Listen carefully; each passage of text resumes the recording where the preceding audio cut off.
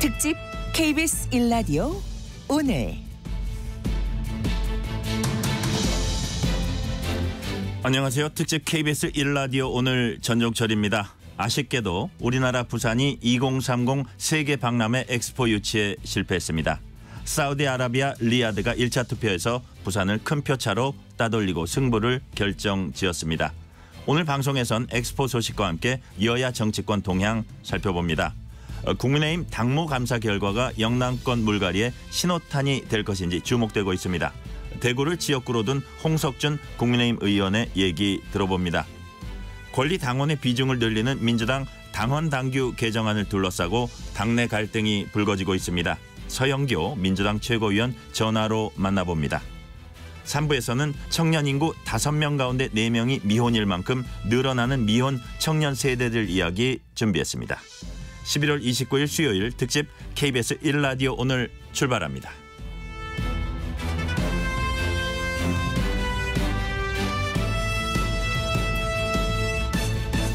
특집 KBS 1라디오 오늘은 유튜브로도 실시간 방송합니다. 문자 참여는 짧은 문자 50원, 긴 문자 100원이 드는 샵 9730 콩 어플은 무료입니다. KBS 1라디오 채널에는 정치, 경제, 사회, 문화 등 다양한 명품 콘텐츠가 있습니다. 구독과 좋아요, 댓글 많이 부탁드립니다.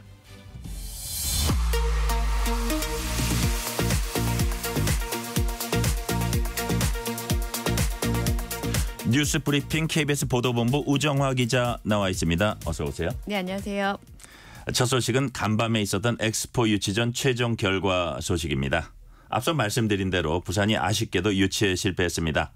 사우디아라비아 리야드의 압승으로 끝이 났네요. 네, 아쉽게도 좀 그렇게 됐습니다. 오늘 새벽 프랑스 파리에서 열린 국제 박람회 기구 개최지 선정 투표에서 부산은 29표, 리야드는 119표를 얻어서 리야드의 압승으로 끝이 났습니다. 투표 참여국 중 3분의 2인 110표를 넘기면 끝인데 사우디는 1차에서 119표를 얻어서 2차 결선 투표 없이 그대로 개최국으로 확정이 됐습니다.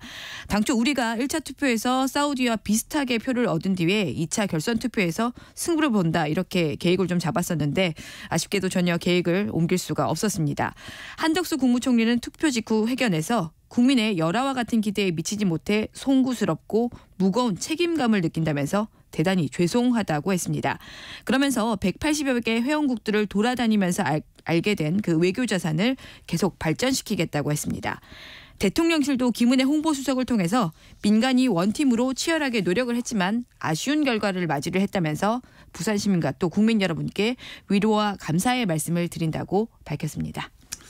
우리가 이제 총력전을 펼쳤었는데 이제 역부족이었다 이렇게 볼 수 있겠네요. 네. 아무래도 오일머니의 힘이 컸다 이렇게 볼 수 있을까요? 네, 아무래도 이게 큰 변수였던 것 같습니다. 사우디가 그동안 이 오일머니를 앞세워서 막대한 지원을 계속 약속을 해왔고 더구나 우리보다 유치 전에 일찍 뛰어들었기 때문에 그 부분이 가장 좀 뼈아픈 것 같습니다. 아무래도 그 각국의 이해관계와 첨예하게 맞물리는 산유국이라고 하는 위치가 이 결정적으로 엑스포까지 영향을 준 것으로 보이는데요. 여기에다가 종교 또 지역적인 특성까지 있었던 사우디를 우리가 쉽게 넘기가 좀 어려웠던 것 같습니다.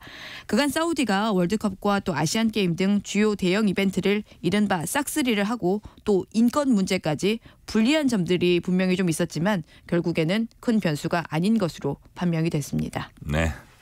부산시는 투표 결과가 아쉽다면서도 2035년 박람회에 다시 한번 도전하는 걸 적극 검토하기로 했다고 합니다. 다음을 기약하면서 이번엔 북한 동향 알아봅니다. 최근 판문점 공동경비구역 JSA에 북한 병력들이 다시 무장을 한 것으로 확인됐죠? 네, 그렇게 확인이 좀 됐습니다. 우리 군 당국은 지난주 후반부터 JSA 북측 경비요원들이 권총을 차고 근무 중이라고 했습니다. 5년 전에 판문점 공동경비구역을 비무장화하기로 한 9.19 남북군사합의를 전면 파기한 겁니다. 군에서는 현재 북한군이 이렇게 무장을 하다 보니까 추가 대응 조치를 고려하고 있는 것으로 전해졌습니다. 네. 현재 우리 측 JSA 경비요원들은 현재까지는 일단 비무장을 유지하고 있습니다. 상황이 이렇다 보니까 JSA를 관할하는 유엔군 사령부도 앞으로 어떻게 대응을 할 것인지 논의 중인 것으로 알려졌습니다. 그렇군요. 어제 이 시간에 북한이 GP초소를 복원했다는 소식 전해드렸고요. 하루 만에 또 이렇게 북한이 긴장 수위를 높이고 있다는 소식도 전해드리게 되는데요. 이러다 보니까 우리 군의 대응 수위도 그만큼 올라갈 수밖에 없겠어요. 네, 그렇게 될 수밖에 없을 것 같습니다. 우선 우리 정부는 우리 측의 지피를 복원할 계획을 밝혔습니다.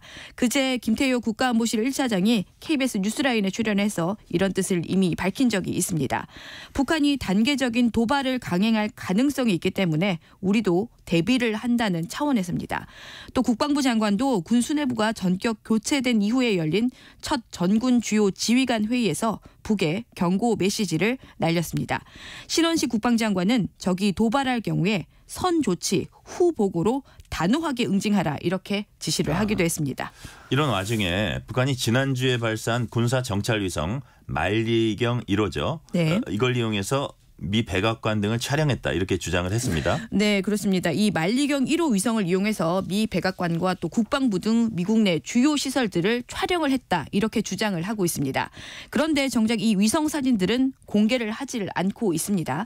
전문가들은 자신들의 군사 보안 등을 이유로 앞으로도 북한이 사진을 공개하지 않을 수 있다고 보고 있습니다. 우선 국방부는 북한 정찰 위성에 대해 기술적인 진전은 있지만 현재 어느 정도 수준인지는 조금 더 분석을 해봐야 한다. 이런 입장입니다. 이제 보안도 그렇고 네. 자기들 사진의 해상도 네, 이런 네. 것이 과연 높은 수준에 도달했는지 이런 것도 좀 네, 살펴봐야겠어요. 네. 다음은 경제 소식입니다. 대출을 받은 분들이 기다리던 또 반가워할 소식인데요. 미국 연방준비제도와 한국은행이 내년 3분기에 금리 인하에 나설 것이라는 전망이 나왔죠. 네, 어제 금융투자협회에서 열린 내년 채권시장 전망 관련 포럼에서 나온 내용인데요.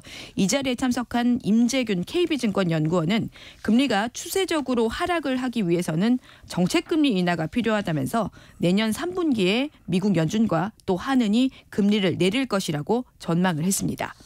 내년 3분기. 그런데 네. 왜 하필 3분기인가요? 특별한 이유가 있습니까? 네, 이 왜 3분기냐에 대해서는 물가 때문이라고 했는데요. 물가 경로를 고려하면 금리 인하 시점은 연준이 3분기에, 한국은행은 일러야 3분기라고 생각한다 이렇게 말을 했습니다.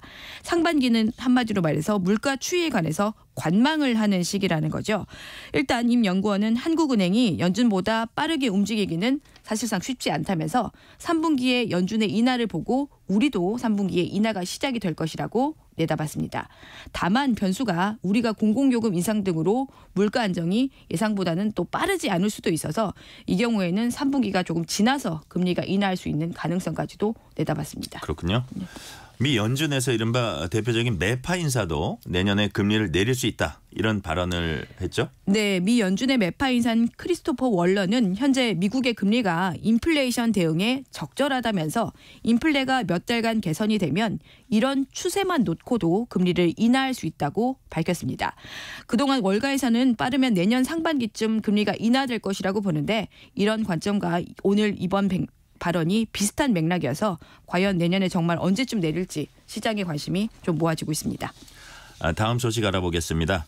불법 촬영 혐의를 받고 있는 국가대표 황의조 선수에 대해서 축구협회가 일단 황 선수를 국가대표에서 제외하기로 했어요. 네, 그동안 황 선수에 대해서 조치를 해야 한다, 또 하지 말아야 한다. 축구협회 이런 여러 의견이 빗발쳤던 것으로 알려지고 있는데요.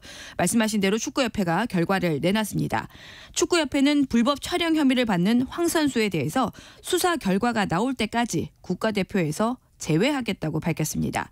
국가대표는 대표팀 선수로서 고도의 도덕성과 또 책임감을 갖고 품위를 유지해야 하지만 황 선수가 그렇지를 못했다는 겁니다. 고도의 도덕성과 책임감 네네. 그리고 품위 유지. 네네. 중요한 얘기네요. 네. 이렇게 되면은 황의조 선수는 앞으로 예정됐던 경기에 출전할 수 없게 되겠어요? 네, 그렇습니다. 우선 당장 황 선수는 내년 1월에 열릴 아시안컵의 출전이 사실상 어려워졌습니다.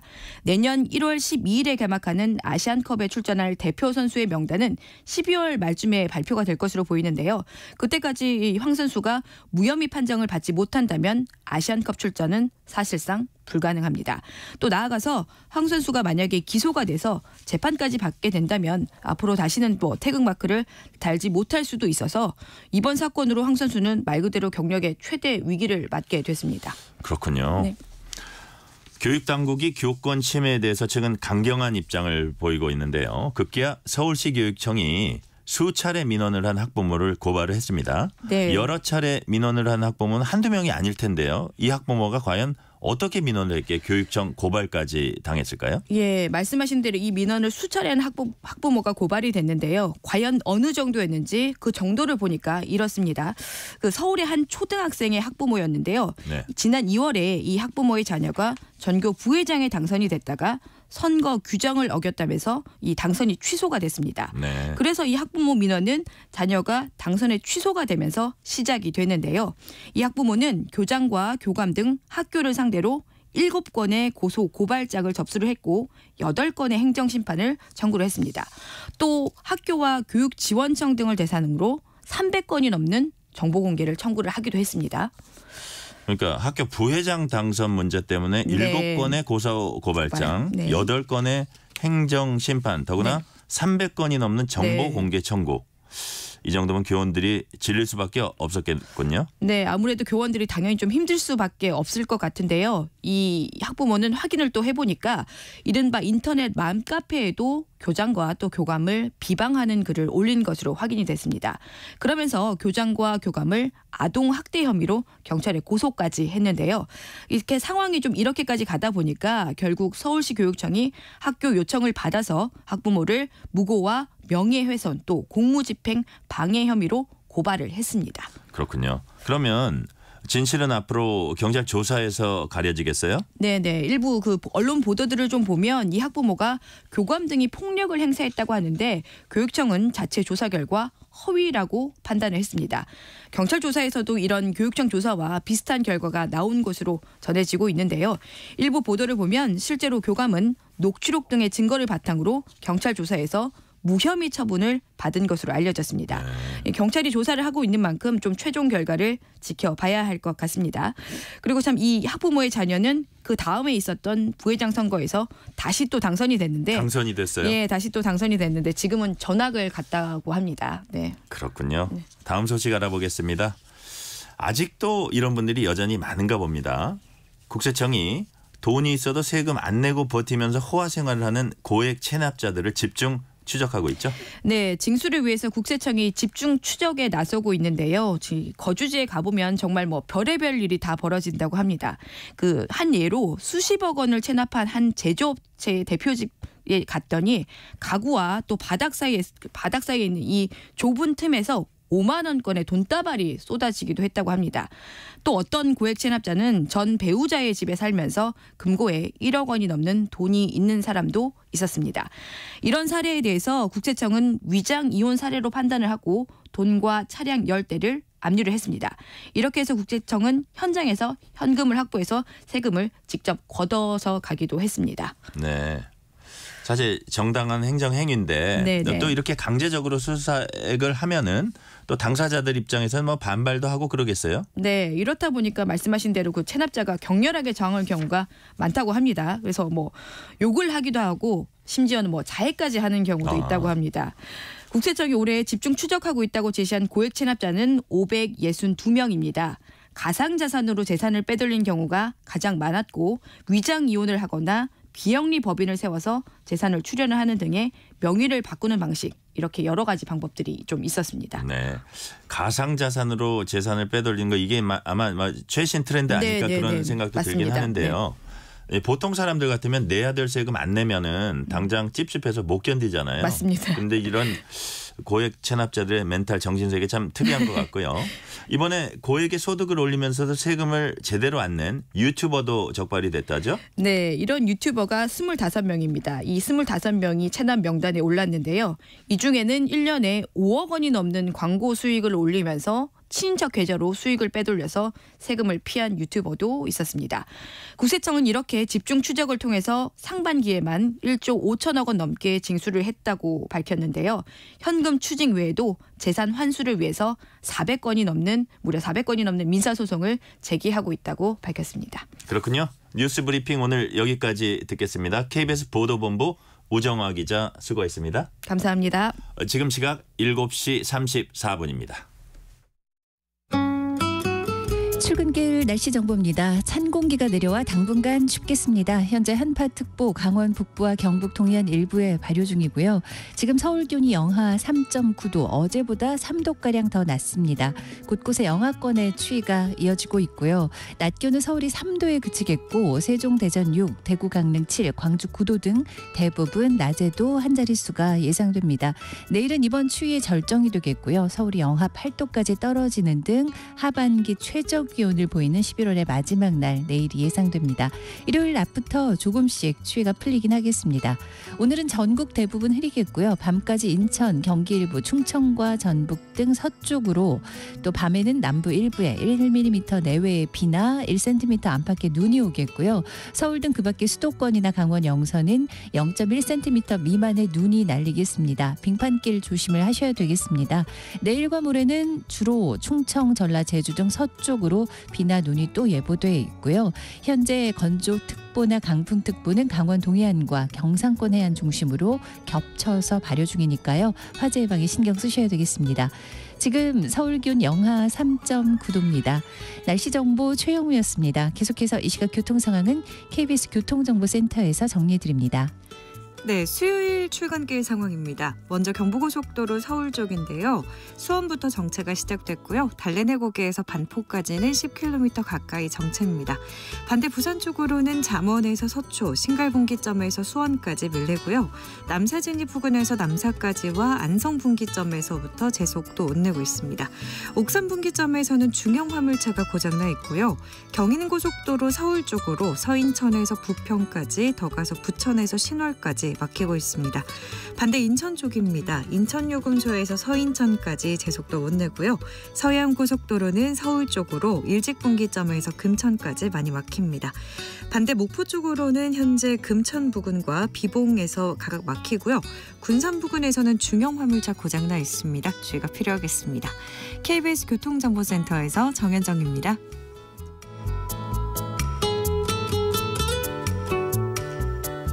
국민의힘 당무 감사 결과가 발표되면서 총선 물갈이가 본격적으로 시작됐다는 분석이 나오고 있습니다. 관련해서 대구를 지역구로 둔 홍석준 의원 모시고 얘기 나눠보겠습니다. 의원님 안녕하세요. 예, 안녕하십니까. 반갑습니다. 반갑습니다.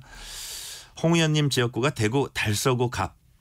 대구의 다른 지역구와 비교해 보면 제가 언뜻 듣기로는 젊은 세대에 좀 많은 걸로 알고 있는데요. 달서구 갑 지역구로서 어떤 특징이 있습니까? 네, 달서구는 이제 그 대구의 서쪽에 있는 지역으로 달이 이제 월배 달 그리고 네. 서가 성서의 서 이렇게 해서 이제 이름이 붙여졌습니다. 인구가 지금은 좀 줄었습니다. 한 55만 명, 한때는 60만 명이 넘은 큰 구였는데 좀 줄어서 한 55만 명이 되고, 그리고 특징적인 것이 계명대학교가 있고 또 대구 지역에서 제조업 생산의 한 50%를 담당하는 성서 산업단지가 있는 지역이기도 합니다. 그래서 좀 전에 앵커가 말씀하신 것처럼 상대적으로 근로자가 많고 학생도 많은 지역이라고 볼 수 있겠습니다. 대구 산업의 어쨌든 대표 선수네요. 네, 그렇습니다. 지역에서 늘 유권자들을 만나실 텐데 총선을 앞둔 대구 민심이 궁금합니다. 대구 유권자들은 정치권에 그리고 국민의힘에 무엇을 바라고 있을까요? 예.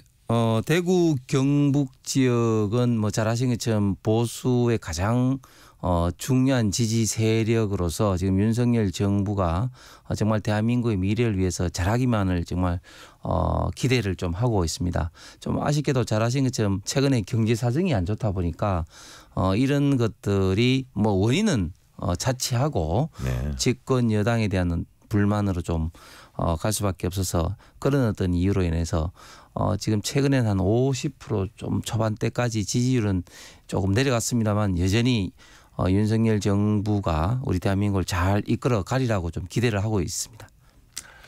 네, 그렇군요. 이제 그러다 보니까 지금부터 이제 내년 이제 총선에 반영되는 당무 감사 결과 46명 당협위원장이 당협 활동에 이제 문제가 있다 이런 평가가 나왔거든요. 네. 근데 여기에 이제 대구 경북이라든지 부산 울산 경남이라든지 영남 지역이 상당수 포함된 것으로 전해졌다 이런 보도가 나오는데 의원님 실제로 그렇습니까? 뭐 46곳 중에 얼마만큼 영남 지역이 이제 포함되는지 모르겠습니다. 현재까지는 이 46곳 중에서는 상대적으로 원외 당협위원장이 상대적으로 좀 많을 것 같고 네. 또 이번에 당무감사 이외에도 신혜진 윤리위원 그 당무감사위원장도 이야기를 했습니다만은 당 지지율과 또 개인 지지율에 좀 차이가 나는 것도 이제 공간위에 이제 전달하겠다 뭐 이런 어떤 이야기를 했기 때문에 어쨌든 영남 지역의 현역 의원들이 좀 더 관계되고 뭐 관련된 어떤 사항에 해당될 가능성이 많고 해서 민감한 것이 사실입니다. 그런데 한 가지 이제 분명한 것은 저희 지금 국회의원 모두가 다음 총선 승리를 위해서 네. 뭐 혁신을 뭐 해야 된다는 그런 어떤 방향성에 대해서는 전부 다 동일하고 공감하고 있다 이거죠. 예, 뭐 동의를 하면서 어떤 방향으로 이제 혁신을 해 나가느냐 이런 어떤 방법론의 문제인데 뭐 혁신이라는 게 잘 아시는 것처럼 결국은 이제 정책의 혁신 또 인물의 혁신인데 그런 면에서 항상 우리 당에서는 이제 그 선거 때마다 이렇게 좀 물갈이라는 이름으로 이제 혁신을 좀 해왔고 지난 21대 때 한 43%를 물갈이를 했습니다. 네. 그렇기 때문에 이제 혁신을 하더라도 물갈이를 하더라도 좀 좋은 물갈이, 네. 나쁜 물이 들어오면 안 되니까 좋은 물갈이 그리고 좀 더 투명하고 조금 더 객관적인 좀 기준으로 좀 해야 되겠다 이런 생각도 많이 좀 있습니다.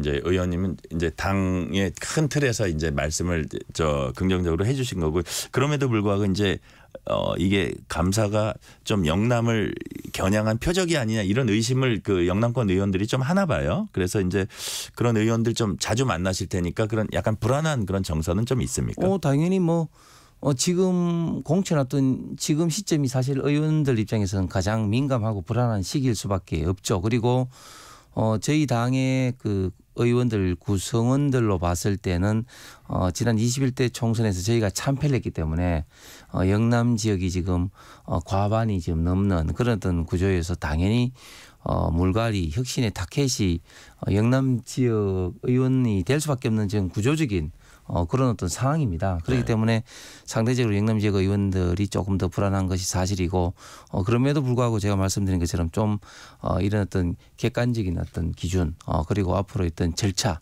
어떤 이런 면에 대해서는 다들 조금 더 명확하게 좀 했으면 좋겠다 이런 어떤 네. 생각을 좀 갖고 있죠. 아 그렇군요.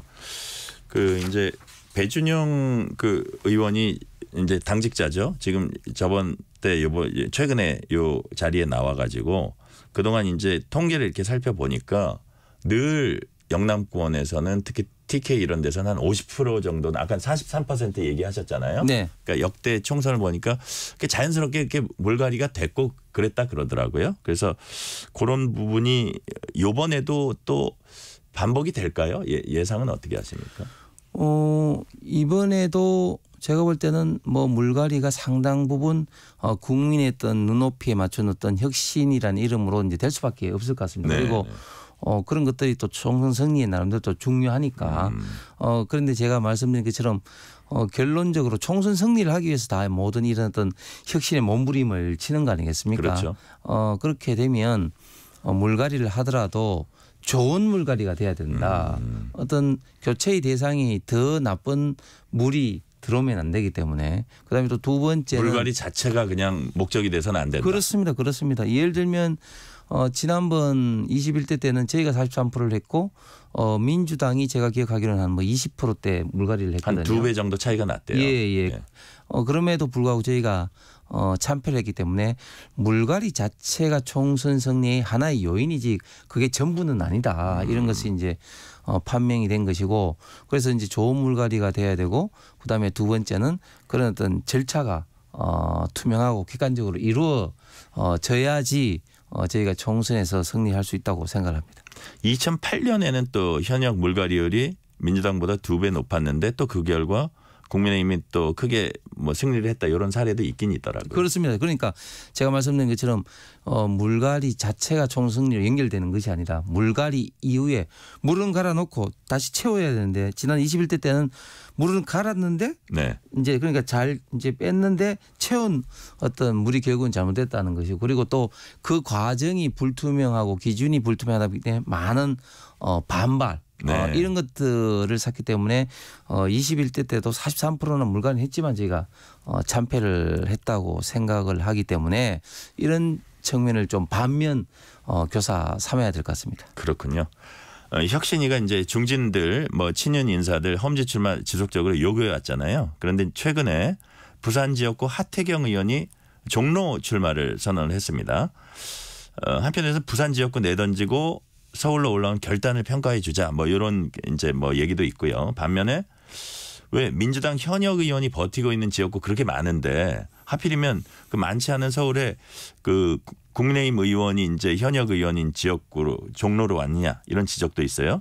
하태경 의원의 종로 출마 어떻게 보세요? 좀 실망스럽죠. 그렇습니까? 예.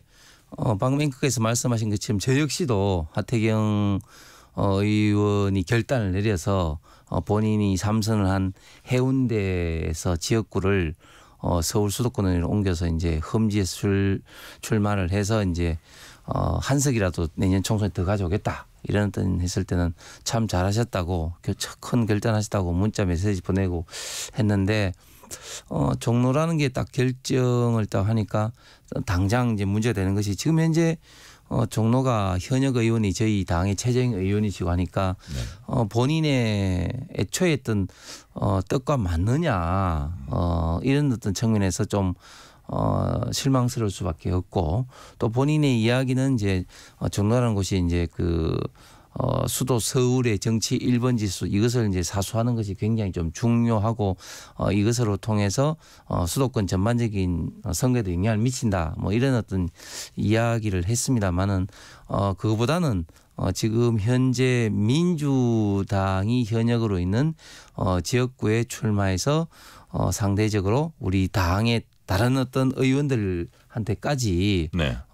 좀 더 혁신의 어떤 선발 주자로서 좀 자극을 좀 줬으면 어땠을까 이런 어떤 측면 때문에 상당히 좀 아쉬움이요? 실망스럽고 좀 아쉽습니다. 그렇습니까? 개각이 임박했다는 이제 관측이 나오고 있고요. 다음 주 중에 있을 거다 이런 보도도 나오고 있어요. 정치인 장관 중 상당수가 이제 총선에 출마하게 될 텐데 이번 개각 명단에 포함될지 단연 주목되는 장관이 바로 이제 한동훈 장관일 겁니다. 한 장관이 총선에 출마할 경우 이제 가정이긴 하지만요. 아무래도 당의 간판 역할을 하게 될 것 같은데 그 파급력 어떻게 전망을 하세요?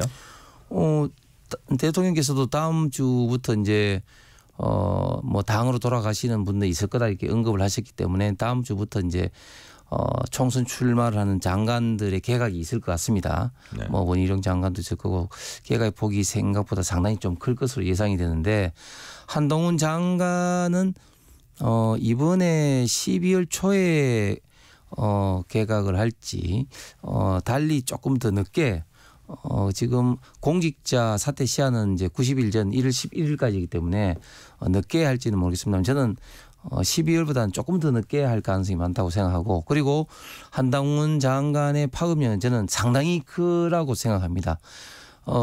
전에부터 제가 한동훈 장관이 좀 국민들에게 좀 인기가 있다고 생각하는 게 예를 들면 저희 지역구의 정치에 관심이 전혀 없는 30대 여성분들이 저한테 한동훈 장관 사인을 받아달라 그러더라고요. 아, 그렇습니까? 그래서 제가 이제 회의석상에서 한동훈 장관을 만나서 사인 좀 해주시오 해가지고 사인을 받아줬습니다. 그리고 제 유튜브가 좀 조회수가 그렇게 많이 나오지 않은 한미한 유튜브인데 한동훈 장관 이야기를 하면 조회수가 갑자기 확 올라요. 그래요? 이런 것을 보면서 한동훈 장관이 좀 인기가 있구나 이렇게 생각을 했는데 이번에 그 대구에 방문했을 때 동대구역에서 3시간 동안이나 사인과 사진을 찍어줌을 통해서 한동훈 장관의 대중적인 인기도가 폭발한 것이 확인이 되지 않습니까? 그리고 또 재미있는 것은 뭐냐면 한동훈 장관의 지지층이 성별로 봤을 때 남성보다도 여성이 많고 또 세대별로 봤을 때는 30대 40대 여성층들이 굉장히 높습니다. 이게 네. 저희 당의 일반적인 지지층과는 좀 다른 지지층이거든요. 그렇기 때문에 이런 측면을 봤을 때 한동훈 장관이 나오게 되면 총선의 전반적인 파급력은 굉장히 좀 클 것이라고 예상이 됩니다. 그렇게 보시는군요. 아울러 신당 창당을 추진하고 있는 이준석 전 대표 대구 방문도 이제 잦아지는 분위기인데요. 대구 출마설이 나오고 있고 이제 본인 역시 그 가능성을 배제하지는 않더라고요. 만약 이준석 전 대표가 대구에서 출마를 한다면 대구 시민들이 얼마만큼 지지해 줄까요? 일단 저는 이준석 대표의 신당 창당이 아직까지는 네. 그렇게 높은 가능성이 없다고 생각합니다. 왜냐하면 원래 갈등이 뭐에서 가정도 찢어진다든지 당도 찢어지게 될 때는 막 갈등이 더 에스컬레이션 고조가 되고 실질적으로 그 창당을 위한 어떤 물밑 작업, 준비 작업할 게 굉장히 많지 않습니까? 그런데 네. 지금 이준석 그 대표의 이 멘트라든지 보면은 갈등이 점점 고조되는 것이 아니라 굉장히 점점 수위가 지금 낮아지고 있다. 그리고 신당 창당을 위한 그런 어떤 실질적인 모임이 거의 없다. 물론 신당을 고민하는 그런 연결 어떤 망을 구성하고 그 모임을 한다고 하지만 신당 창당에 따른 여러 가지 준비, 예를 들어 시도당 5개를 만들어야 되고 각각의 시도당에 1,000명 이상의 당원을 모집해야 되고 등등등 실무적으로 해야 될 절차들이 굉장히 좀 많이 있습니다. 네. 그렇기 때문에 일단 이준석 대표의 신당 가능성은 저는 아직까지도 높게 보지 않고 있고 특히 대구 출마할 때 있던 영향에 대해서는 대구 시민들은 제가 많은 방송에서 얘기했지만 문화적 코드가 저는 3가지가 있다고 생각합니다. 첫 번째는 나라를 먼저 걱정하고 이제 의리를 중시하고 예절을 굉장히 좀 중시하는 이런 어떤 문화적 코드가 있는 어떤 지역적 특성상 네. 지금 우리 대한민국의 미래를 위해서 윤석열 정부가 잘 되기만을 지금 대구 시민들이 그 기원을 하고 있고 그리고 윤석열 정부의 당 바뀌는 정권 교체 1등 공신도 대구 경북 아니겠습니까? 이런 어떤 시민들이 신당이 나와서 윤석열 어떤 정부가 내년 총선에서 승리하는데 굉장히 방해가 된다. 이렇게 되면 저는 결코 그런 것들이 그 투표장에서 지지 세력으로 연결되지는 않을 거다. 그래서 신당의 성공 가능성 굉장히 낮다. 이렇게 예측이 됩니다. 그렇게 보시는군요. 이번엔 국회로 가볼게요. 민주당이 내일 본회의에 이른바 쌍특검은 올리지 않겠다고 밝혔는데 대신 이동관 방통위원장 탄핵소추안 다시 제출하면서 그대로 추진하겠다 이런 입장이거든요. 민주당이 왜 이런 결정을 내렸을까요? 예, 철저한 정치적 계산법에서 이제 결정을 한 것이라 볼 수 있습니다. 왜냐하면 이동관 방통위원장의 탄핵은 지금 이제 국회법상 탄핵안을 제출해서 24시간 이후에 이제 효력을 발휘를 하거든요. 그렇기 때문에 지금 11월 30일과 12월 1일 원래 이 본회의 약속 합의를 한 것은 예산 처리를 위해서 합의를 한 겁니다. 그렇기 때문에 지금 예산 합의가 민주당의 지금 횡포로 지금 예산 처리를 할 수 없는 지금 물리적 상황이 되거든요. 그렇기 때문에 애초에 했던 목적을 달성할 수 없는 지금 이제 본회의인데도 불구하고 지금 민주당은 강하게 지금 주장을 지금 하면서 지금 올리고 있는 것이고 그리고 쌍특검은 이 쌍특검을 결국은 이제 못 받았기 때문에 결국 못 받으면 결국은 이제 김건희 여사 어떤 보호 프레임으로 주장 내지는 정치적 공세를 하기 위해서 연말로 저는 밀어놨다고 그렇게 생각합니다. 지금 정말 저는 민주당이 각성을 지금 해야 되는 게 우리 국민을 위해서 정책 경쟁 그리고 혁신 경쟁을 해야 되는데 민주당에서는 이런 경쟁에서는 일방적으로 저희 그 국민의힘에 밀리게 되니까 완전히 오각 정치 공세만 하고 있다. 이건 제가 만들어진 신조어인데 오각파도의 정치 공세는 첫 번째 이런 오각파도 정치 공세. 예, 이게 첫 번째 이런 어떤 탄핵 그리고 이제 특검 그다음에 국정조사 그리고 노란봉투법과 방송 3법과 같은 이런 입법 강행 처리 그리고 그 예산 어떤 투쟁 이런 어떤 정치 공세를 펴고 있는데 저는 이게 굉장히 어떤 국민들에게 막대한 피해를 줄 뿐이다. 결국은 국민들에게 내년 총선에 저는 심판을 당할 그런 어떤 정쟁 요소라고 봅니다. 그렇군요. 여기까지 듣겠습니다. 지금까지 홍석준 국민의힘 의원과 말씀 나눴습니다. 감사합니다. 감사합니다. KBS 1라디오 오늘 1부는 여기서 마치고 2부에선 민주당 서영교 의원과 당내 현안 등에 대한 얘기 나눠보겠습니다.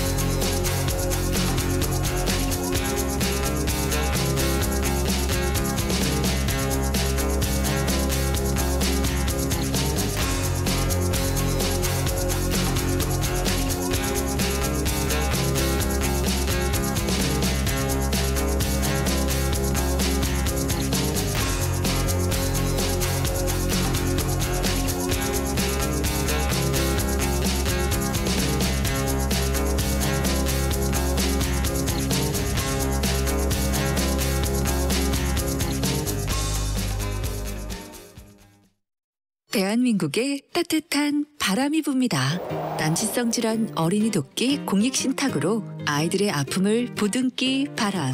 환경 지키기 공익신탁으로 깨끗한 지구를 물려주기 바람. 당신은 어떤 바람을 갖고 계세요? 당신의 바람 공익신탁이 실행합니다. 기부 목적을 정해 자산을 맡기면 기부자의 바람대로 자산을 운영해주는 공익신탁. 국가 관리로 기부 내역이 투명하게 공개돼 더 믿을 수 있습니다. 신탁으로 하는 선진국형 기부 문화. 공익신탁으로 대한민국에 당신만의 따뜻한 바람을 더하세요.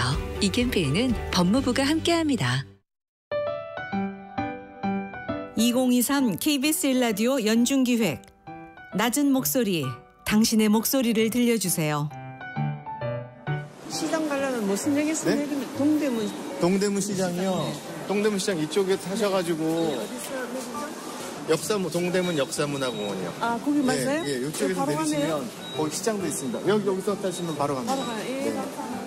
안녕하세요. 저는 서울 디지털 안내사로 근무하고 있는 강호영입니다. 서울시 디지털 안내사거든요. 저희 거점이 잠실역하고 석촌호수, 송파구청하고 저희 노인정하고 돌아다니면서 어르신들한테 이제 휴대폰 방법, 그다음에 키오스크, 그다음에 이렇게 길을 여쭤보시면 안내해드리고 이런 역할을 하고 있어요. 근데 이렇게 쫓기를 입고 있으니까 오셔서 이것저것 다 물어보시는 경우가 있죠. 아무래도 어르신들이 휴대폰이나 이런 것들을 물어볼 때 자녀들한테도 물어봤을 때 한 번 가르쳐주고 두 번, 세 번 물어보면 서로 이제 불편하잖아요. 그런 것들을 이제 알려드리면 참 모르는 부분들을 알려줬을 때 굉장히 고마워하고 있더라고요. 저희들 항상 그 각 구마다 중요 거점에서 활동하고 있고 그다음에 목적은 저희들 어르신들 휴대폰이라든가 키오스크라든가 또 그다음에 길이라든가 이런 것들 잘 모르시는 부분에서 언제든지 저희들이 도와드릴 의향이 있으니까 저희 쫓기 보시면 언제든지 오셔가지고 무엇인지 물어보시면 친절하게 대답해 드리겠습니다.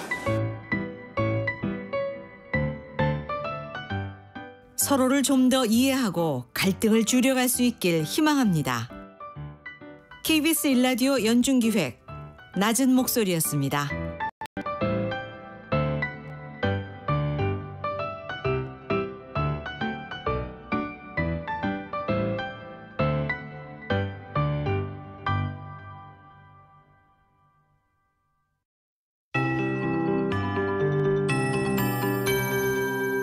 KBS 58분 날씨. 어제보다 오늘 기온이 더 낮아져 있습니다. 서울은 영하 3.9도를 기록하고 있습니다. 어제보다 3도가량 낮고요. 파주는 영하 6도, 대구 한령 영하 7도까지 내려앉아 있고 그 밖에 양평이나 강화, 인제, 울진도 영하 3도대로 떨어져 있는 등 대부분 이렇게 영하권의 추위가 오늘 더 깊이 파고들고 있습니다. 찬 공기가 내려와 당분간 춥겠고요. 이번 주는 주말 휴일까지 좀 춥고 있고 일요일 낮부터는 조금씩 기온이 나아지긴 하겠습니다. 낮 기온이 이렇게 아침 기온에 버금가게 낮은 편인데요. 서울은 3도까지 오르는데 그치겠고요. 세종, 대전 6도, 대구, 강릉도 7도, 광주 9도 등으로 대부분 춥겠습니다. 내일은 더 추워집니다. 이번 추위에 절정이 예상되고요. 내일은 서울이 영하 8도, 대구, 한령도 영하 13도, 파주 영하 10도까지 떨어지겠습니다. 오늘은 대부분 흐리고 밤까지 인천, 경기 일부, 충청과 전북 등 주로 서쪽 지역 중심으로 밤에는 남부 일부에 비나 눈이 약간 내리겠고요. 대부분 1mm 내외 또는 1cm 안팎의 눈 정도로 예상됩니다. 서울 등 그 밖의 수도권, 강원, 영서는 0.1cm 미만의 눈이 날리겠고요. 내일과 모레도 서쪽에 비나 눈이 또 예보된 곳이 많습니다. 건조특보와 강풍특보는 강원 동해안과 경상권 해안에 발효 중이라서 화재 예방에 신경 쓰시고요. 지금 서울 기온 영하 3.9도입니다. 최영우였습니다.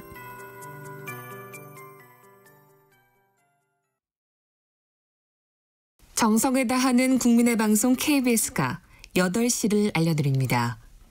AM 711kHz, FM 97.3MHz, KBS 1라디오입니다.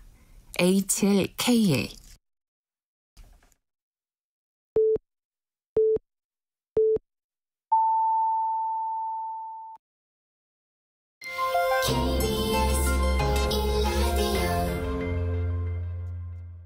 전종철 기자가 진행하는 특집 KBS 1라디오 오늘. 민주당에선 당헌 당규 개정안을 둘러싸고 당내 갈등이 이어지고 있습니다. 이탄희 의원은 험지 출마를 선언했습니다. 서영교 민주당 최고위원과 전화 연결돼 있습니다. 의원님 안녕하세요. 예, 안녕하세요. 서영교입니다. 민주당이 최고위원회와 당무위원회를 잇따라 열어서 대의원과 권리당원의 전당대회 표 반영 비율을 20대 1 미만으로 변경하는 안을 통과시켰어요. 네. 이런 안건을 의결한 취지 좀 설명해 주세요. 지난 전당대회 때부터 당원들의 요구가 많았습니다. 그리고 또 혁신위에서도 권리당원 대 대의원 비율의 등가성 차이가 많으니 1대1로 하면 좋겠다라고 하는 의견도 있었고요. 그리고 저희가 지난 전당대회 때 권리당원이 약 100만이고요. 그다음에 대의원이 약 16,000명입니다. 실제로는 60대 1 정도의 등가성입니다. 그런데 권리당원이 투표율은 약 37%, 약 40% 정도 되기 때문에요. 실제로 투표율로 결과로 비교하면 약 20대 1, 30대 1 정도 됩니다. 현실적으로. 네. 그래서 그것을 향후에도 권리당원과 대의원의 표의 등가성은 20 이상을 넘지 않는다. 이렇게 결정하게 된 거고요. 네. 실제로 권리당원들이 다 투표하지 않거든요. 그런데 대의원은 약 90%가 투표를 합니다. 그래서 표의 등가성은 항상 20대 1, 30대 1 정도 됐었고요. 그것을 원래는 1대 1로 하자라고 하는 요구가 많았음에도 불구하고 크게 변화시키지 않고 저희가 국회의원들의 의견을 많이 청취해 보니 약 20대 1 정도면 좋겠다라고 해서 최고위원회에서 그 의견을 반영해서 이번에 통과시키게 된 겁니다. 네. 이와 관련해서 이재명 대표가 이렇게 말했습니다. 민주주의 사회에서 표의 등가성은 매우 중요한 가치다. 한꺼번에 1대1까지 가긴 쉽지 않지만 점진적으로 바꿔나가자 이런 취지로 얘기를 했는데요. 예. 권리당원의 비중 앞으로도 더 늘려나가겠다 이런 뜻인가요? 실제로 20대 1 정도로 해야 된다 이런 취지입니다. 1대1로 하자는 요구가 아주 많았고요. 네. 혁신위도 그렇게 이야기를 했기 때문에 실제로는 향후 권리당원이 계속 늘어납니다. 저희가. 그렇기 때문에 그 비율은 조절을 해서 20대 1 정도로 가자라고 이렇게 해놓은 거라고 보시면 될 것 같습니다. 그렇죠. 지금은 이제 그렇다 그런 말씀이시고요. 네. 그런데 그동안 강성 지지층과 이제 결별하자, 당내 민주화하자 이런 요구를 해온 비명계가 또 크게 반발을 하고 있어요. 네네. 이분들이 어떻게 얘기하냐면 팬덤 정치를 더 강화하고 당내 민주화를 포기한 것이다. 특히 이 시점에 이런 조치 내놓는 건 내년 총선 이후 전당대회까지 친명계가 당권을 장악하려는 취지 아니냐 이렇게 이제 의심을 하고 있거든요. 어떻게 네네네. 보세요? 이재명 대표는 77.7%로 당선된 사람이라서요. 네. 그전에도 이재명 대표처럼 그 강하게 높은 득표를 받은 사람이 거의 없습니다. 네. 김대중 대통령 때 대의원들에게 받았던 표가 약 77% 정도 되거든요. 거의 비슷하네요. 네, 그때랑 비슷하고요. 이재명 대표에 대한 당원들의 지지는 압도적이고요. 지금은 더 강해져 있는 상태인데, 그리고 이건 20대 1이라고 하는 건 그때도 제가 계산해 보니까 비슷했고요. 네. 또 향후에도 그렇게 갈 거기 때문에 당권을 더 강화한다, 이런 표현은 뭐 일부 의원의 주장이고, 제가 보기에는 향후 권리당원들 더 많아진 지난번 전당대회 이후 이재명 대표가 윤석열 정권에게 엄청나게 탄압받고 이재명 대표를 목줄을 재기까지 하고, 그러면서 아무것도 없는 돈 한 푼 받은 게 안 나오지 않았습니까? 이런 상황이 되니까 더 많은 사람들이 권리당원에 가입합니다. 그렇기 때문에 제가 보기에는 향후 지도부가 되려고 하는 분들은 권리당원, 국민의 지지를 받아야 된다, 이렇게 생각하고요. 그게 뭐 강성 정치 아니면 뭐 더 당권을 장악하려고 하는 이런 것은 뭐 맞지 않다, 이렇게 말씀드리겠습니다. 당심을 반영한 흐름이다, 이렇게 이제 제가 이해를 할게요. 당심과 민심을 반영한 흐름입니다. 네, 이 와중에 일부 의원들의 탈당 가능성도 이제 제기가 되고 있어요. 당 지도부 입장에서 이들을 끌어안고 갈 그런 방안을 좀 고민을 하고 계세요?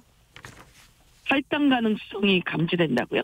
뭐 이른바 의원이요? 저기 비명계 의원 중에 뭐 이상민 의원은 12월 초까지 자기가 네. 결정을 내리겠다, 이런 말씀도 하고 있죠. 예. 그래서 이제 지도부 입장에서 어쨌든 그 원심력을 구심력을 이렇게 끌어안을 방도를 좀 고민을 하고 계시냐고, 그렇게 이제 여쭤봅니다. 네, 탈당해서는 안 되고요. 그리고 또 당이 분열돼서도 안 되고요. 그래서 이재명 대표가 단식하고 이재명 대표에 대해서 체포영장이 한동훈 장관이 와서 온갖 그 중립성을 위반하는 발언들을 해가면서 체포영장이 발부돼야 된다고 얘기해서 했고, 그래서 그때 어떻든 가결이 됐어요. 그러고 난 다음에 그 이재명 대표에 대한 체포영장 관련해서 구속영장은 기각이 됐습니다. 그런 와중에 좀 더 단단해지고 이런 상황에서 그 당시에 이게 가결되어야 된다라고 주장했던 분들, 이런 분들까지 전부 다 끌어안고 당은 통합돼야 된다라고 해서 통합의 기치를 높이, 단결의 기치를 높이 가지고 지금까지 해왔습니다. 이상민 의원은 저도 개인적으로 만났고요. 많은 의원들이 개인적으로 만납니다. 그러면 또 그렇지 않다고 말씀하셔요. 그래서 저희는 뭐 끊임없이 개인적으로 만나서 또 소통하고, 그리고 또 당이 단결될 수 있게 이렇게 나가려고 합니다. 그렇군요.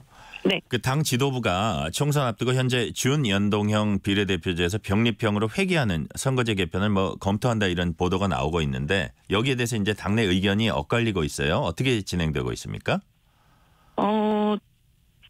준연동형 비례대표제, 그리고 또 권역별 비례대표제, 이 이야기가 초기부터 있었던 이야기입니다. 네. 원래 정치 개혁이 필요하다라고 하는 의견에는 중대 선거구제가 필요하다라고 하는 의견이 다수였습니다. 그런데 이제 실질적으로 논의하고 모든 당이 논의하면서 중대 선거구제에 대해서는 동의하지 않고 넘어가게 된 거죠. 네. 예, 이탄희 의원도 그렇고 초기에는 중대 선거구제를 많은 분들이 그 국회의장님도 그렇고요, 이야기했었습니다. 근데 현실적으로 중대선거구제가 갖는 단점도 많다, 장점도 있지만, 네. 그래서 중대선거구제는 논의에서 빠져나가게 된 것 같아요. 네. 그리고 이제 말씀하세요. 준연동형제를 이야기하는 과정 속에서 국민의힘은 준연동형제보다는 병립제가 필요하다고 얘기를 했고, 정의당이나 또 소수정당은 다수당이 어떤 의견을 내는가, 또 소수정당이 또 반영되는 것이 필요하다라고 이야기를 하고 있고요. 네. 이런 상황 속에서 저희 더불어민주당도 준연동형이 필요하다라고 하는 의견이 많이 있었고, 지난번에도 그렇게 해왔고요. 그런데 위성정당이 나오면서 부작용이 생긴 거 아니겠습니까? 네. 그래서 이에 대해서 선거구제 관련해서 전 원외위원장들 또 각 지역의 의견을 듣고 수렴하고 각 국회의원들의 의견을 듣고 수렴하고 있는 중이다. 이렇게 말씀드릴 수 있을 것 같습니다. 김두관 의원이 이제 위성정당 폐지 결단 요구했는데 그건 이제 수기 중이다 그런 말씀이시죠? 그렇습니다. 김두관 의원이나 또 위성정당은 안 된다라고 하는 의견을 내신 분들이 있고요. 네. 그래서 오늘 그것을 의원총회에서 충분히 논의하고 그런데 이제 국민의힘당은 우리 이대로 가면 위성정당 낸다. 이렇게 주장하고 있는 상황이고 그러면 이것을 현실적으로 어떻게 의견 수렴해서 가장 좋은 방안이 무엇일지 저희들이 오늘 의원총회에서도 논의하고 선거 제도 관련해서는 사실은 정당은 이기는 게 목표 아니겠습니까? 네. 또 이 시점에 승리하는 게 목표이기 때문에 또 그런 내용도 잘 버무려서 논의하게 될 것 같습니다. 아까 말씀하신 이제 이탄희 의원은 이제 소수 정당 진입을 막아서는 안 된다. 선거제도 개혁에 모든 걸 걸겠다 이러면서 이제 지역구인 용인을 떠나서 험지 출마를 선언을 했습니다. 이탄희 의원의 이 같은 결정 어떻게 보세요? 이탄희 의원이 참 훌륭한 정치인입니다. 네. 그리고 또 양당제의 폐 그리고 대통령제의 폐 이런 것들에 대해서 문제 제기를 하고 국회에는 다수당이 존재해서 다수의 의견 그리고 또 소수당의 의견도 잘 반영되어야 한다라고 하는 의견에 대해서 전적으로 공감하고요. 그리고 이탄희 의원의 그런 용기 있는 결단에 많은 사람들에게 울림이 있을 거다 이렇게 판단하고 있고 그런 와중에도 또한 정당이 저희는 더불어민주당이 또 국힘당에게 승리도 하고 그러면서 작은 정당 소수의 목소리를 어떻게 제도로 반영할 것인가 이것을 적극적으로 논의해야 될 것 같습니다. 네, 그동안 이제 국민의힘에선 혁신 이발 이제 험지 출마 요구가 이제 계속 나왔고 당내에서 이제 다초 마찰이 있으면서도 이제 논의가 이어졌습니다. 원희룡 장관 같은 사람 자기가 뭐 희생 감수하겠다 이런 얘기도 했고요. 근데 반면에 민주당이 그런 측면에서는 좀 상대적으로 조용하지 않았나 이런 지적도 일부 나오고 있어요. 어떻게 생각하세요? 국민의힘은 강서 선거에서 대패했습니다. 네. 대패했고 강서구청장 보궐선거는 대통령이 치른 거나 마찬가지입니다. 국민은 대통령 그리고 국민의힘 당을 심판한 겁니다. 김태우라고 하는 구청장이었던 사람을 범죄로 구청장을 직을 그만두게 된 사람을 바로 사면 복권시켜서 출마시킨 대통령 그리고 그것이 괜찮다, 옳다며 오르는 국민의힘당 여기에 오만하고 잘못됐다고 국민들이 평가를 내려주신 거죠. 네. 그래서 국민의힘당이 스스로 혁신안들을 만들겠다고 이야기했습니다. 그래서 1호로 이야기한 사람이 김기현 대표 아닙니까? 그래서 김기현 대표가 울산을 포기하고 다른 데 가라. 장제원 부산 포기하고 다른 데 가라. 그랬는데 아무도 말도 듣지 않고 인요한 혁신위원장 보란 듯이 나는 울산에서 그리고 부산에서 버스 90몇 대죠. 이렇게 하면서 네. 오히려 무력 시위를 했어요. 그런 상황이기 때문에 마치 국민의힘이 혁신을 하는 것처럼 보여서 저희도 긴장하고 저희도 더 혁신해 나갈 겁니다. 그렇지만 전부 다 제대로 된 게 없고 그리고 원희룡 장관은 장관이에요. 원희룡 장관이 출마하는 게 그게 무슨 희생인가요? 원희룡 장관은 지금 출마하고 싶은 사람이거든요. 정치인이기도 하죠. 그럼요. 출마하고 싶고 다음을 보고 싶고 뭐 한동훈 원희룡 경쟁하고 있는 거 아닙니까? 그런 차원에서 자기를 출마시켜 주겠다 그러고 또 일정한 곳을 출마하라고 하고 그럼 이 사람에게는 땡큐인 거죠.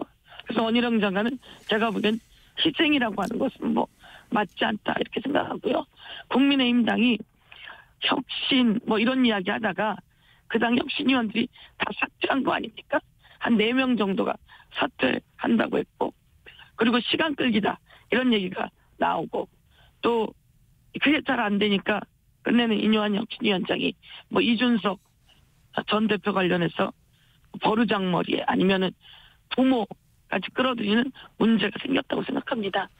더불어민주당도 더 혁신할 겁니다.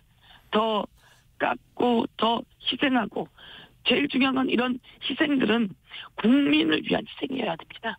네.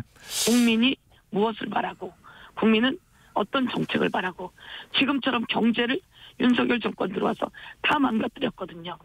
그러면 경제를 살리고 그리고 국민에게 조금이라도 이익이 될 수 있는 정책을 만들어내는 그런 정당의 모습으로 혁신하는 게 필요하다. 이렇게 말씀드릴게요. 네.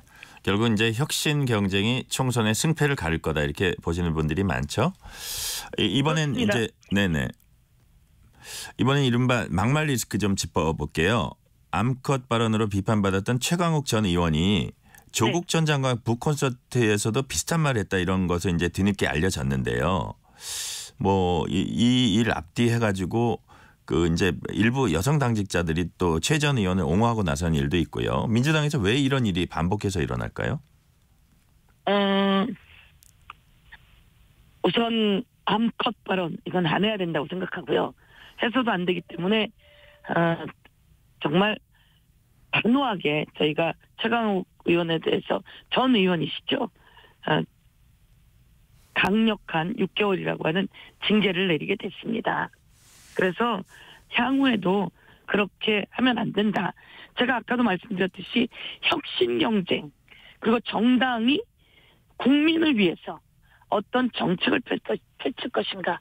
이번에 이재명 대표가 요양병원을 가서 부모님이 아프신데 요양병원에 입원해 있고 그런데 간병비가 네. 만만치 않아서 퇴원해야 되고 제대로 간호를 못하고 이런 것들에 접근했고 이 간병인에 관해서 의료보험에 넣겠다. 간병인의 급여를 이런 정책을 발표했습니다. 상당한 반향이 있습니다. 저는 이런 경쟁을 하는 게 혁신 경쟁이라고 생각하고요. 그리고 국민을 위한 정책을 만들어내는 게 진정한 혁신이다. 이렇게 생각을 하고 아까 말씀하신 것처럼 발언으로 무리하게 일으키거나 국민이 불편해하는 발언을 한 경우에는 정확하게 징계하고 이런 일이 일어나지 않게 하려고 당에서도 강경한 모습을 갖고 있다. 이렇게 말씀드리겠습니다. 그 막말 리스크 질문 하나만 더 해볼게요. 네. 민주당에서 이런 일들이 자꾸 벌어지는 게 해당 정치인들이 손해볼 게 없어서 그렇다 이런 분석도 있습니다. 무슨 얘기냐 하면 강성 발언을 하면 강성 지지층이 환호하고 그들이 강력히 지지해서 당내 경선을 승리로 이끌 수 있다. 이 말에 동의하세요? 당내 경선이라고 하는 거는요. 지역에서 권리당원 투표입니다. 근데 이런 막말을 해서 권리당원이 그 지역구에서 승리하게 해준다? 이런 건 맞지 않습니다. 그런 건 맞지 않고요. 발언을 잘못한 경우가 되고요. 그리고 현 정권, 윤석열 정권의 경제 무능, 그리고 검찰 독재, 그리고 자기 처가와 부인과 장모와 처남 모두 다 지금 법적인 문제가 있어서 한 명은 수사받고 있고 한 명은 감옥에 가 있고 한 명은 기소되어 있는 이런 상태에서 국힘당은 아무 말 못하고 그래서 이런 것들을 강력하게 지적하다가 제가 보기에는 막말이 나왔는데요. 잘못된 말이 나왔죠. 그러나 이런 지적은 할 수 있지만 잘못된 말은 안 됩니다. 그런데 이것이 뭐 지역구 경선 과정에서 강성 지지층에게 잘 보이기 위해서 전 그건 아니라고 생각하고요. 알겠습니다. 그런 표현은 해서는 안 된다. 단호하게. 잘못된 표현. 국민이 혐오감을 느끼거나 국민이 이건 아니에요. 이건 과해요. 라고 하는 표현은 정치인으로서 그런 표현을 하지 않고 저희 지지자들은 좋은 말 그러면서도 좋은 정책 그러면서도 현 정권에 대해서 현 정권이 세잖아요. 네. 그런 때는 또 단호하게 발언하는 이런 것들이 필요하지 말씀처럼 불편한 발언 이런 것에 당원이 그냥 지지하거나 그러진 않습니다. 예. 마지막으로 질문 하나만 더 할게요. 탄핵 소추안 얘기입니다. 민주당이 어제 이동관 방송통신위원장 탄핵 소추안 국회에 제출했어요. 그 앞으로 탄핵 처리할 방침이신지 그 어떤 계획을 갖고 계신지 말씀해 주세요. 예, 이동관 방통위원장은 헌법 21조 언론의 자유 그리고 언론을 검열해서는 안 된다. 그런데 검열하고 있습니다. 그래서 헌법 위반이고요. 방통위법 18조 방심위를 독립적 기관임에도 불구하고 그 독립을 해치는 발언들을 하고 행위를 했기 때문에 방통위법 18조 위반 이외에도 여러 가지 법 위반이 있습니다.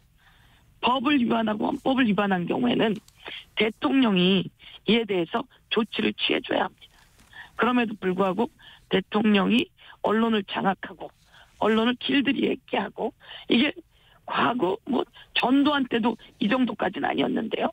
이런 행위를 하기 때문에 이에 대해서는 국회가 갖고 있는 권한으로 탄핵을 발의하게 된 거고요. 그리고 이에 대해서는 단호합니다. 과거 독재에 있었던 언론 장악 그리고 언론 검열 그리고 언론에 대해서 온갖 만행을 저지르는 것에 대해서는 국민의 대다수가 탄핵해야 된다라고 지적하고 있고 탄핵은 저희는 확실하게 진행한다는 취지를 말씀드리고요. 이에 대해서는 대통령이 권한을 갖고 있기 때문에 방통위원장의 권한 남용을 막아야 된다. 이렇게 또 말씀드리겠습니다. 오늘은 여기까지 듣겠습니다. 민주당 서영교 최고위원이었습니다. 감사합니다. 감사합니다.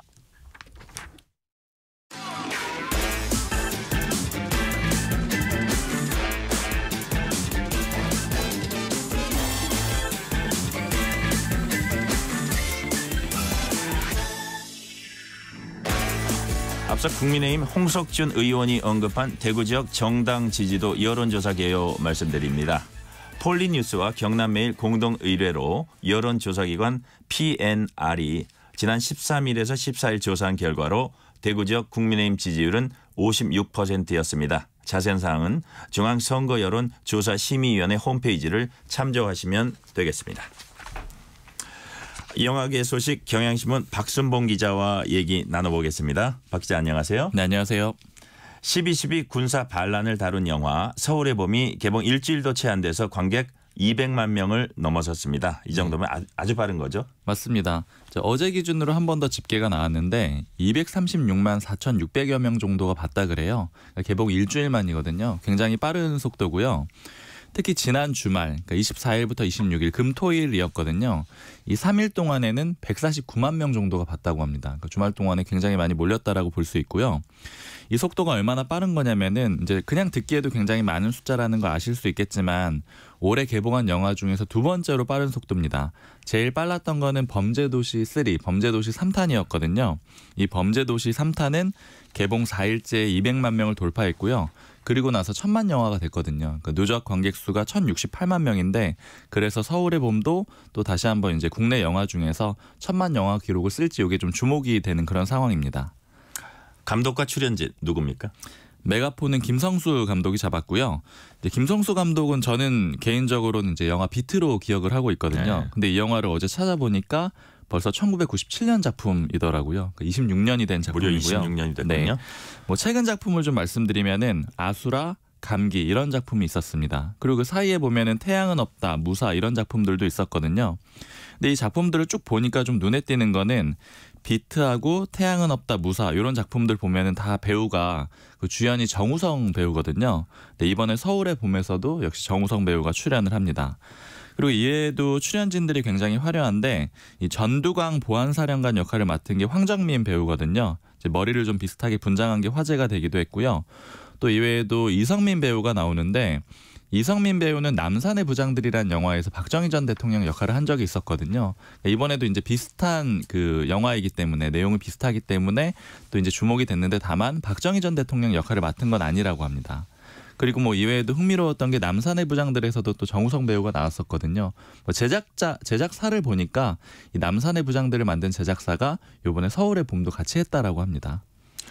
특이한 게 군사 반란이 일어난 12월 12일 그날 하루에만 초점을 맞췄다면서요? 네, 딱 9시간에 집중해서 영화를 만들었다라 그래요. 그러니까 반란을 하려는 세력 그리고 반란을 막으려는 세력이 이렇게 대립하는 9시간을 담았다라고 하고요.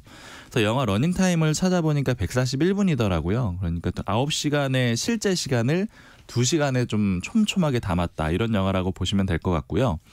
그리고 이제 당연히 영화다 보니까 다큐멘터리는 아닙니다. 그래서 팩트에 기반해서 소설처럼 한 팩션이라고 보시면 되는데 그러다 보니까 등장인물의 이름도 연상만 가능하도록 좀 바꿨습니다. 뭐 예를 들어 전두광, 노태건 이런 식으로 이름을 지어놨는데 그러니까 마지막 글자만 바꿔가지고 뭐 실존 인물을 연상할 수 있도록 그렇게만 좀 등장인물들의 이름을 지었더라고요. 역할을 보면은 그 사람이 그 사람이라는 걸 알 수 있겠죠. 네, 굉장히 좀 명확하죠. 이제 이름 두 글자가 똑같기도 하니까요. 네.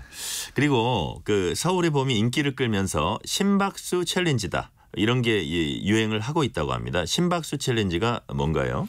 이게 스마트워치가 보급이 돼가지고 좀 가능해진 그런 현상 같더라고요. 그러니까 어떻게 하는 거냐면은 영화를 보다가 이제 스마트워치에 보면 자신의 심박수를 측정을 할 수가 있잖아요. 그걸 측정을 해가지고 뭐 페이스북이나 인스타그램 이런 SNS에다가 올리는 그런 일종의 챌린지고요. 네. 영화를 보다가 얼마나 올라갔는지 인증을 해주는 거예요. 이게 어떻게 시작이 됐었냐면은 지난 14일에 시작이 됐는데 그때가 딱 영화 개봉하기 전이었거든요. 근데 이제 뭐 어떤 사람이 시사회를 보고 나서 이제 서울의 봄 후기 이렇게 해가지고 엔딩 직후 심박수 178 bpm 이런 제목의 게시물을 올린 게 시작이 됐습니다. 이 게시물을 시작으로 다른 사람들도 이걸 보고 나서 좀 따라하게 되는 그런 흐름들이 있었고요. 이제 운동하면서 심박수 재는 분들 이제 아실 텐데 178 bpm은 굉장히 높은 거거든요. 높은 건가요? 네. 네. 저는 이거 억지로 만들려고 해도 잘 안 나오는 그런 정도의 수치인데 보통 휴식할 때는 심박수가 한 60에서 100 bpm 정도 돼요. 네. 그러니까 이제 178 bpm은 아주 뭐 빠르게 뛰거나 아니면 뭐 이제 사이클을 아주 빠르게 이렇게 돌리거나 이럴 때 나올 수 있는 거고요. 그럼 이제 영화를 앉아서 보기만 했는데 이런 정도의 수치가 나왔다라는 거는 이제 영화 속 상황에 굉장히 좀 화가 많이 났다거나 아니면 좀 긴장감을 느끼는 그런 상황이 있다라는 걸 좀 우회적으로 보여주는 심박수가 확 올라갑니까? 네, 그렇다라고 합니다. 사실 근데 저도 지금 아직 영화는 못 봤어요. 이번 주말에 보려고 하고 있습니다. 아, 그렇군요. 네. 그 현재 한국 영화 점유율이 많이 떨어진 상황인데 이 서울의 봄이 한국 영화가 다시 살아나는 그런 계기가 될 수 있다고 보세요? 좀 아무래도 그런 기대를 영화계에서 많이 하고 있습니다. 사실 극장에 안 가는 사람들 요즘에 굉장히 많이 늘어났잖아요. 네. 그러니까 코로나19 거치면서 그런 상황이 좀 만들어졌고 특히 또 OTT 서비스가 많이 좀 확장이 되다 보니까 이거 이용해가지고 집에서 영화 보고 극장은 안 가고 이런 사람들이 늘어났고요. 그러다 보니까 요즘에 극장 매출이 굉장히 많이 떨어졌는데 극장들은 또 이런 거 돌파하려고 팝콘만 또 따로 팔기도 하고 이런 상황도 있거든요. 마케팅을 이거저거 하겠죠? 맞아요. 실제로 극장 가서 영화는 안 보고 팝콘만 사서 돌아오고 뭐 이런 사람도 있다라고 그런 합니다. 분들도 있군요. 그래서 이제 극장 자체가 굉장히 안 좋아졌고요. 특히 거기서도 좀 우려가 됐던 거는 그런 와중에 한국 영화는 더 힘들어졌거든요. 네, 점유율이 이제 떨어진 거네요. 맞아요. 올해 상반기 기준으로 보면은 한국 영화 점유율이 35.9%였어요. 그러니까 36%가 좀 안 되고요. 이 말을 뒤집어서 보면은 외국 영화의 점유율이 64.1%라는 거거든요. 그러니까 뭐 거의 2배 조금 안 되는 수준으로 차이가 나는 상황입니다. 근데 이게 원래 이랬던 게 아니고요. 35.9%면 되게 아쉬운 수치예요. 왜냐하면 2020년에 보면은 그때 한국 영화 점유율이 60%를 넘은 시절도 있었거든요. 뭐 어떤 영화들이 있었기에 60%까지 갔네요. 그렇죠. 그래서 이게 아무래도 개봉작에 따라 다릅니다. 그러니까 한국 영화 어떤 영화가 나와서 뭐 1000만 영화 만들어주고 이렇게 흥행을 하게 되면은 이 점유율이 올라가기 때문에 이번에도 서울의 봄이 좀 그런 한국 영화계를 살리는 그런 계기가 됐으면 좋겠다. 이런 게 이제 영화계에서 나오는 목소리들입니다. 그렇군요. 여기까지 듣겠습니다. 지금까지 경향신문 박순봉 기자였습니다. 박 기자 감사합니다. 감사합니다.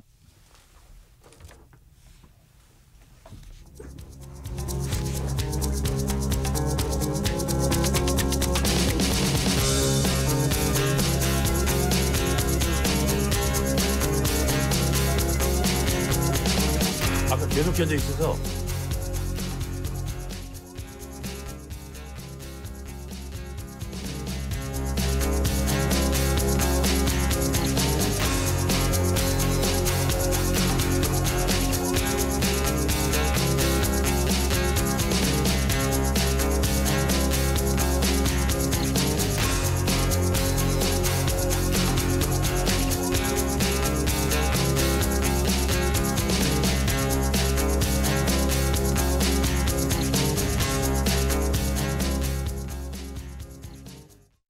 노후 건축물의 성면 건축자재 해체 현장을 지키는 성면 해체 작업 감리인을 아시나요? 성면을 흡입하면 암 등의 질병이 생길 수 있는 만큼 성면 건축자재 해체 시 감리인이 관리 감독하며 성면이 흩날리지 않도록 작업의 안전성을 높입니다. 또한 성면 해체 작업 감리인 평가 제도를 통해 감리인의 전문성을 높이고 현장 관리를 강화하고 있는데요.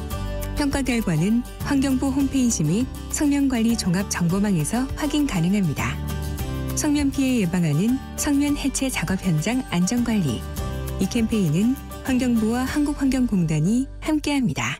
잠시 후 8시 반부터 일부 지역국에서는 해당 지역 방송을 보내드립니다. 가스 사용이 많아지는 계절. 가스 사용 전에 가스가 새지 않았는지 냄새를 잘 맡아보고 사용 후에는 점막 코크와 중간 밸브가 제대로 잠겼는지 반드시 확인하는 안전수칙을 생활화해야 합니다. 불을 켰을 때 불꽃은 연소가 잘 되고 있는 파란색인지 확인하고 완전 연소가 되도록 조절합니다. LP가스는 공기보다 무거워 새어나오면 바닥에 가라앉기 때문에 쉽게 빠져나가지 않습니다. 따라서 충분한 환기가 필요한데요. 방석이나 빗자루 등을 이용해 가라앉아 있는 LP가스를 밖으로 밀어냅니다. 재해 재난 예방, KBS 라디오가 함께합니다. 지금 시각은 8시 30분입니다. KBS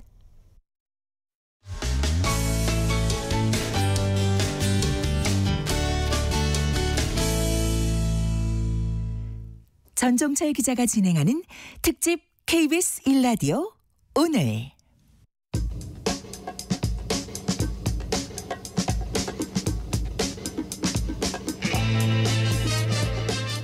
오늘의 뉴스를 계기로 그 역사와 맥락까지 함께 살펴보는 시간, 뉴스톱 김준일 수석 에디터, KBS 박대기 기자 나와 있습니다. 안녕하세요. 예, 안녕하세요. 안녕하십니까. 오늘은 청년 세대 삶이 어떻게 변화하고 있는지에 대해서 얘기 나눠보겠습니다. 최근에 통계청에서 청년 세대 변화 양상을 알 수 있게 인구 주택 총조사 결과를 분석했는데요. 우선 청년 세대는 어떻게 정의할 수 있을까요? 이번 그 통계조사에서 정의한 대로라면 이제 만 19세부터 만 34세까지가 청년 나이가 되겠고요. 우리나라의 청년 세대 한마디로 정의를 하자면은 이제는 정말 그 멸종 위기에 들어가고 있다. 갈수록 그 숫자가 급감하고 있는 그런 추세입니다. 뭐 좀 여담으로 말씀드리면은 이게 뭐 이제 성인의 기준도 뭐 형법 다르고 민법 다르고 뭐 다 다르잖아요. 뭐 이런 식으로 이 청년의 기준도 좀 자의적인 게 굉장히 많습니다. 예를 들면은 정치권에서의 청년의 기준은 만 45세 맞습니다. 이하예요. 그러면은 이게 어느 정도냐면은 79년생이 청년입니다. 그래서 야 이거는 MZ 세대도 아니고 X 세대가 청년이라고 사실 뭐 이렇게 조금 이제 정치권이 노령화됐다라고 이제 볼 수가 있는데 일반적으로는 방금 박대기 기자 얘기했듯이 만 34세, 만 35세 밑으로 이제 34세를 조금 기준으로 하는데 좀 기준이 많이 달라진 것 같아요, 사실은. 이게 왜 그러냐면은 요즘은 40세 이하도 다 청년으로 보는 약간 그런 좀 기류가 있는 것 같아요. 이게 결혼도 늦어지고 뭐 여러 가지 이유로 인해서 그러니까 뭐 정치권에서도 뭐 어린 놈이다 뭐 이런 얘기도 나오고 예를 들면 뭐 도덕이 없다 그러는데 다 보면은 뭐 30대 후반에서 막 40대거든요. 그래서 이게 좀 청년에 대한 정의도 조금 바뀌고 있지 않나 그런 생각이 좀 듭니다. 다만 이제 정치권에서 말하는 청년이 45세까지 올리다 보니까 실제로 진짜 청년이라고 할 수 있는 뭐 10대 극후반이라든지 20대들은 정치권에 별 살 자리가 없고 뭐 30대 후반이라든지 40대 분들이 뭐 아직도 이제 청년이라고 주장을 하면서 너무 이제 그 가치를 높여나가고 있는 게 아닌가 좀 그런 게 좀 우려됩니다. 제가 그거를 동의하는 건 아니에요. 어떻게 70년대생이 청년일 수가 있습니까? 아니, 어떤 시인은 그 마음이 또 중요하다 그러대요. 청년의 기준을 얘기할 때. 중요한 건 꺾이지 않는 마음이죠. 어떻게 박대기 기자는 마음 측면에서 볼 때 청년입니까? 아닙니다. 저는 이제 중년을 지나고 있는 상황이고요. 어떤 그 청년은 또 청년이 할 일이 있고 중년은 또 중년의 의무가 있기 때문에 각자 이제 어떤 자기 할 수 있는 자리에서 이렇게 하는 게 맞지. 그 좀 지나치게 이렇게 끊임없이 청년을 주장하는 거는 옳지 않다. 예, 그렇다고 생각합니다. 근데 통계청 자료를 보니까 90년까지는 전체 인구 대비 청년층 비중이 점점 늘었어요. 근데 그 이후로 이제 줄어들고 있습니다. 2020년 기준 청년층은 전체 20.4%. 앞으로 점점 더 줄어들 가능성이 크겠네요. 예, 그렇습니다. 2050년이 되면은 말씀하셨던 20.4%가 딱 절반이 됩니다. 11%로 줄어들게 되고요. 지금은 청년 인구가 2020년 기준으로 1,020만 명인데 2050년이 되면 520만 명이 됩니다. 500만 명이 줄어들고 딱 절반이 되는 셈이죠. 네네. 그리고 이제 2025년까지는 그나마 지금 이제 뭐 약간 에코 세대들이 좀씩 올라오고 있기 때문에 그나마 1,000만 명대가 유지가 되는데 2025년 이후 5년마다 100만 명씩 줄어듭니다. 그러니까 앞으로 한 2년까지는 2, 3년은 버티다가 그 이후로 급전직하하면서 계속 이제 900만 명, 2030년에는 900만 명, 2035년에는 800만 명 이런 식으로 5년에 100만 명꼴로 계속 줄면서 2050년에는 500만 명으로 지금 사실은 어떻게 보면은 청년들 입장에서는 기회가 열릴 수도 있긴 합니다. 왜냐하면은 예전에 비해서 2배로 일자리를 구하기가 쉬워졌다는 뜻이기도 하거든요. 정원이 똑같다면은 물론 이렇게 인구가 줄게 되면은 이렇게 청년 인구가 줄게 되면은 그만큼 어떤 생산도 많이 줄기 때문에 일자리가 그대로 있지는 않겠지만은 그냥 단순 산수로 계산하면은 훨씬 더 취업은 더 쉬워지는데 대신에 이제 그런 만큼 우리나라의 핵심 소비계층이나 생산계층이 많이 줄어들기 때문에 어떤 경제적 후퇴는 좀 피하기는 어려워 보입니다. 이게 정해진 미래 같습니다. 그러니까 이게 이제 박대기 기자가 얘기했던 거에 좀 보론을 하자면은 일본이 우리나라보다 한 20년 정도 뭐 이제 앞서 나가고 있고 여러 가지 트렌드에서 이게 저출산 문제도 이제 일본도 먼저 경험하고 있는데 일본 청년층 같은 경우는 거의 완전 고용입니다. 그러니까 일본 청년들이 굳이 공부를 더 하려고 하거나 어떤 거 약간 후리타족이라고 얘기하잖아요. 예를 들면은 뭐 꼭 정규직의 자리를 잡으려고 하지 않는 경향성도 있어요. 일자리를 쉽게 구하는 거 그리고 조금 뭔가 도전을 하는 의식이 좀 사라지는 거 이런 것들이 이제 영향이 있는데 지금 전체적인 트렌드를 보면 일본보다 훨씬 더 빠르게 지금 한국은 인구가 소멸해 가고 있고 좀 굉장히 비관적이에요. 그러니까 이게 여러 가지 지표로 나타나는데 예를 들면 이제 대한민국의 중위 연령이라는 게 있잖아요. 이제 이거를 일렬로 쫙 세우면 딱 가운데 값이 얼마냐. 이게 얼마나 극적으로 변했냐면은 1980년에 대한민국의 중위 연령이 22.2세예요. 네. 22세였습니다. 이게 90년에 27세가 됐습니다. 그러니까 28세만 돼도 나보다 어린 사람이 더 많은 거예요. 그러니까 약간 옛날에 학생 운동권들 보면은 대학생만 하고 막 총학생회장만 해도 막 어른 행세했던 게 사실은 약간 이제 이해가 되는 거죠. 근데 2000년에 들어와서 이게 32세가 되고요. 지금 2023년 올해 몇 세인지 아십니까? 45세입니다. 아까 말했던 그 45세네요. 45세니까 이게 뭐냐면은 45세보다 어리면은 어린 놈이야. 그러니까 약간 느낌적으로 사회적 지위도 그렇고 굉장히 그래서 이게 급격하게 지금 고령화가 되고 있고 이게 정확하게 통계가 어떻게 나왔냐면 10년마다 5살씩 늘어나 중위 연령이. 그러면 이게 추정을 할 수가 있거든요. 자 그러면 50세가 되는 건 언제냐? 2033년입니다. 대한민국 중위값이 50세가 되는 거는 2033년이고요. 이런 식으로 대충 추산이 가능해요. 그렇군요. 지금 말씀하신 어린 놈은 어린 분 혹은 어린 사람으로 바로 잡겠습니다. 제가 뭐 정치권에서 나온 거를 그대로 인용했다 이렇게 보시면 될 것 같습니다. 말 그대로 인용하셨군요. 그 2020년 기준으로 미혼인 청년들이 전체 81.5%로 이제 집계가 됐어요. 네. 청년의 5명 중 4명은 미혼이다. 이런 얘기인데 평균 혼인 연령대라고 할 수 있는 30에서 34세 미혼 비중이 지난 2000년과 비교해서 거의 3배가 늘었어요. 요즘 그 평균 결혼 연령 얼마나 됩니까? 지난해 통계를 보면요. 지난해 기준으로 여성은 만 31세, 남성은 만 33세가 되겠습니다. 그러니까 이제 커플이 2살 차이가 나면은 이제 평균적이다 이렇게 보시면 될 것 같고요.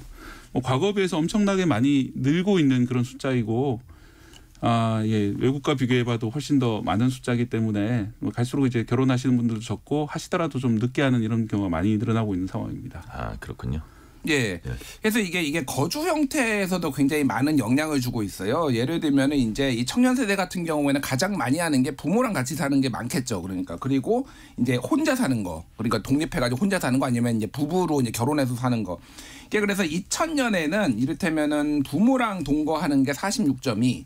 그리고 부부가 하는 게 37.1 그리고 혼자 사는 게 6.6이었거든요. 근데 지금은 이제 2020년 기준으로 부모랑 같이 사는 게 55.3이니까 한 9%포인트 늘었고요.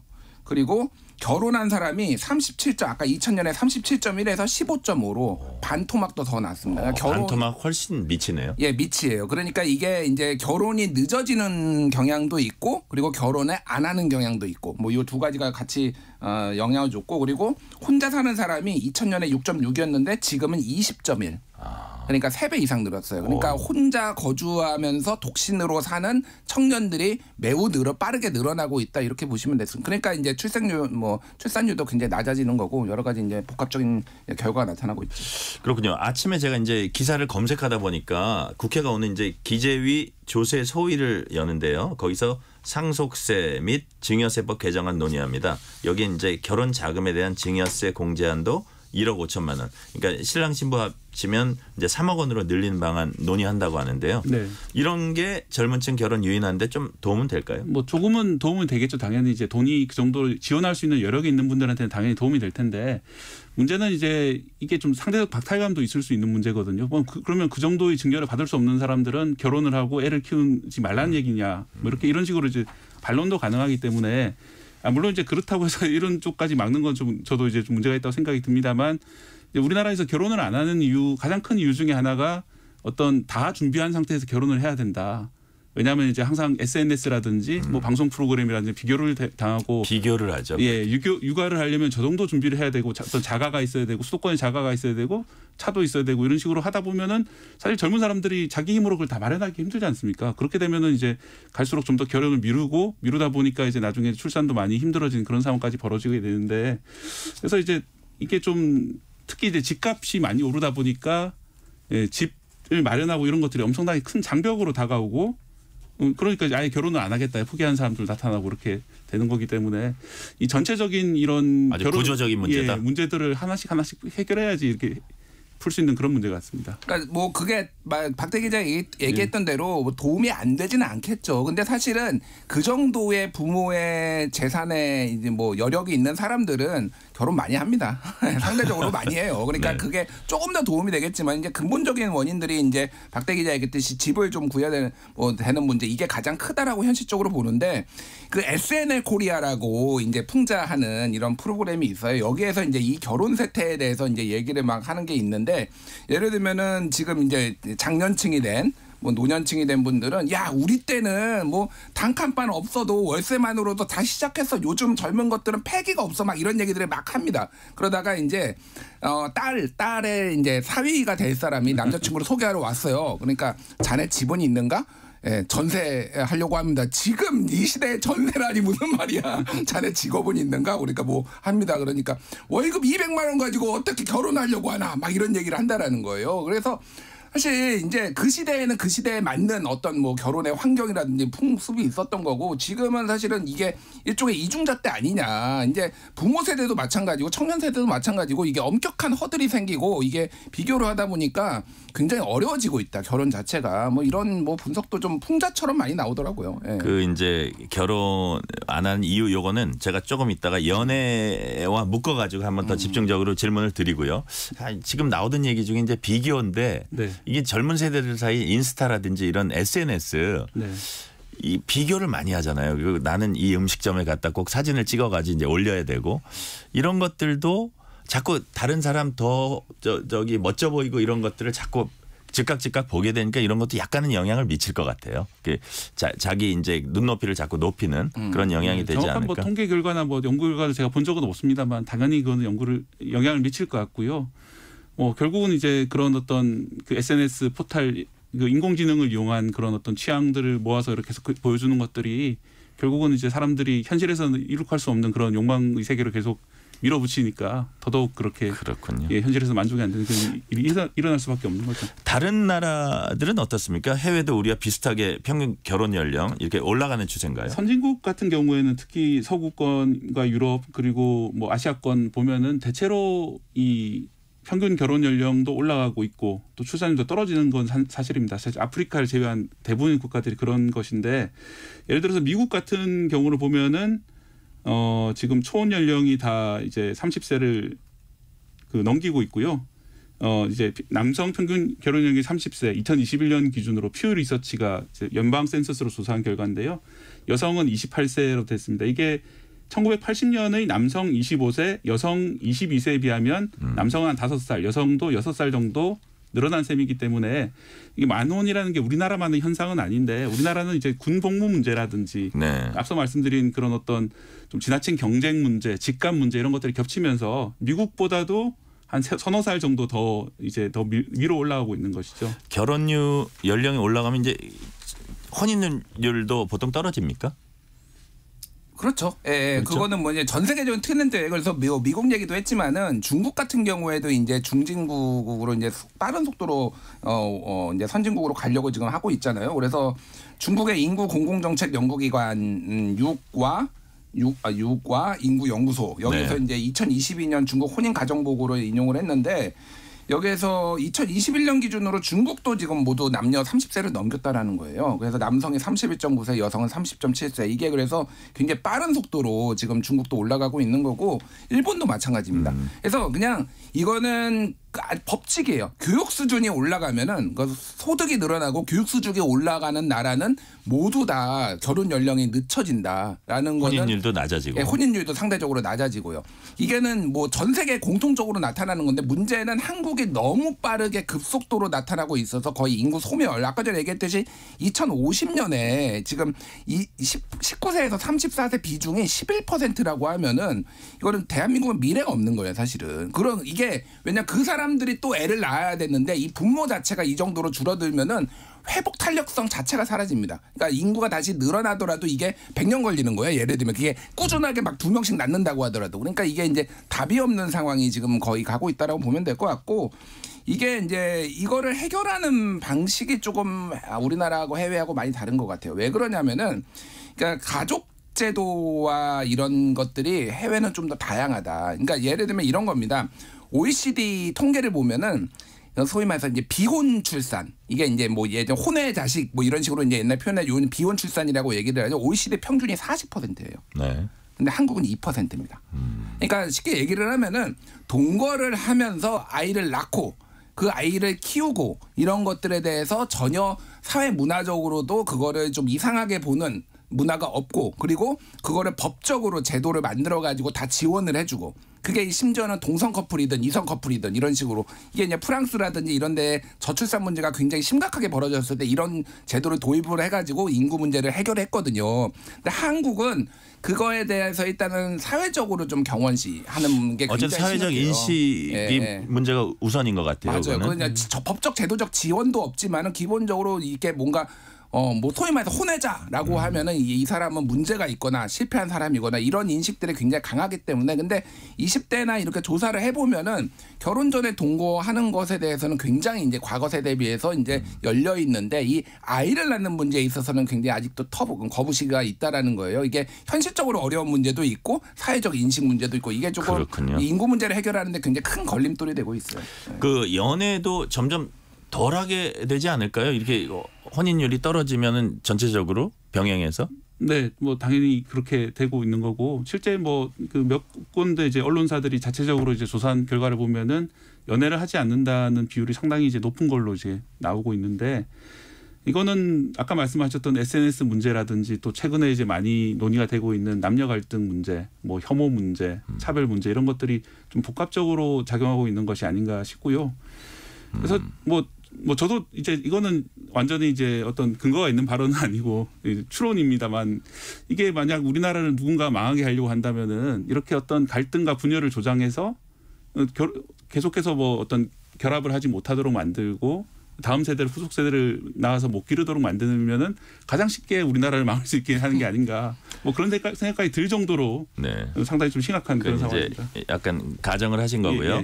그 청년들이 연애 결혼을 점점 더 하지 않는다 이렇게 우리가 이제 전제했을 때 이런 변화들에 맞춰서 사회 모습이 이제 점점 또 변화할 텐데 두 분 눈에 들어오는 이제 행태라든지 풍속의 변화 양상 일단 딱 들어오는 게 어떤 게 있습니까? 일단 뭐 그 거리 상점이라든지 뭐 대기업 이런 것들 그 마케팅을 할 때 더 이상 이제 뭐 커플 연인들 어떤 이벤트라든지 이런 것들을 많이 강조하는 경우가 되게 드물어 보이고요. 예를 들어 영화 같은 경우에도 뭐 이렇게 젊은 연인들이 같이 볼 수 있을 만한 그런 영화라든지 이런 것들보다는 좀 다른 식의 영화들이 훨씬 더 많이 주목을 받는 것 같습니다. 그러니까 요즘 저는 이게 역설적인데 이를테면 뭐 나는 솔로 뭐 이런 식으로 연애 프로그램은 그런 건 또 각광을 받아요. 화랑이에요. 화랑. 막 유사한 프로그램이 막 우후죽순 생길 본인이 정도로. 안 하니까 더 보고 싶은 건가요? 그러니까 이게 대리만족. 그래서 연애 세포라는 게 정말 다 사라졌는가 이거를 봤을 때는 저는 그건 아니라는 건데 이게 일종의 이제 대리만족이죠. 본인이 현실에서 이거를 연애를 하기가 어렵거나 연애를 할 정도의 어떤 뭐라고 해야 되나 재력이나 아니면은 어떤 능동적인 에너지가 없으니까 그거를 보면서 일종의 대리만족을 느끼는데 그 사실은 요거는 청년만 보는 건 아니에요.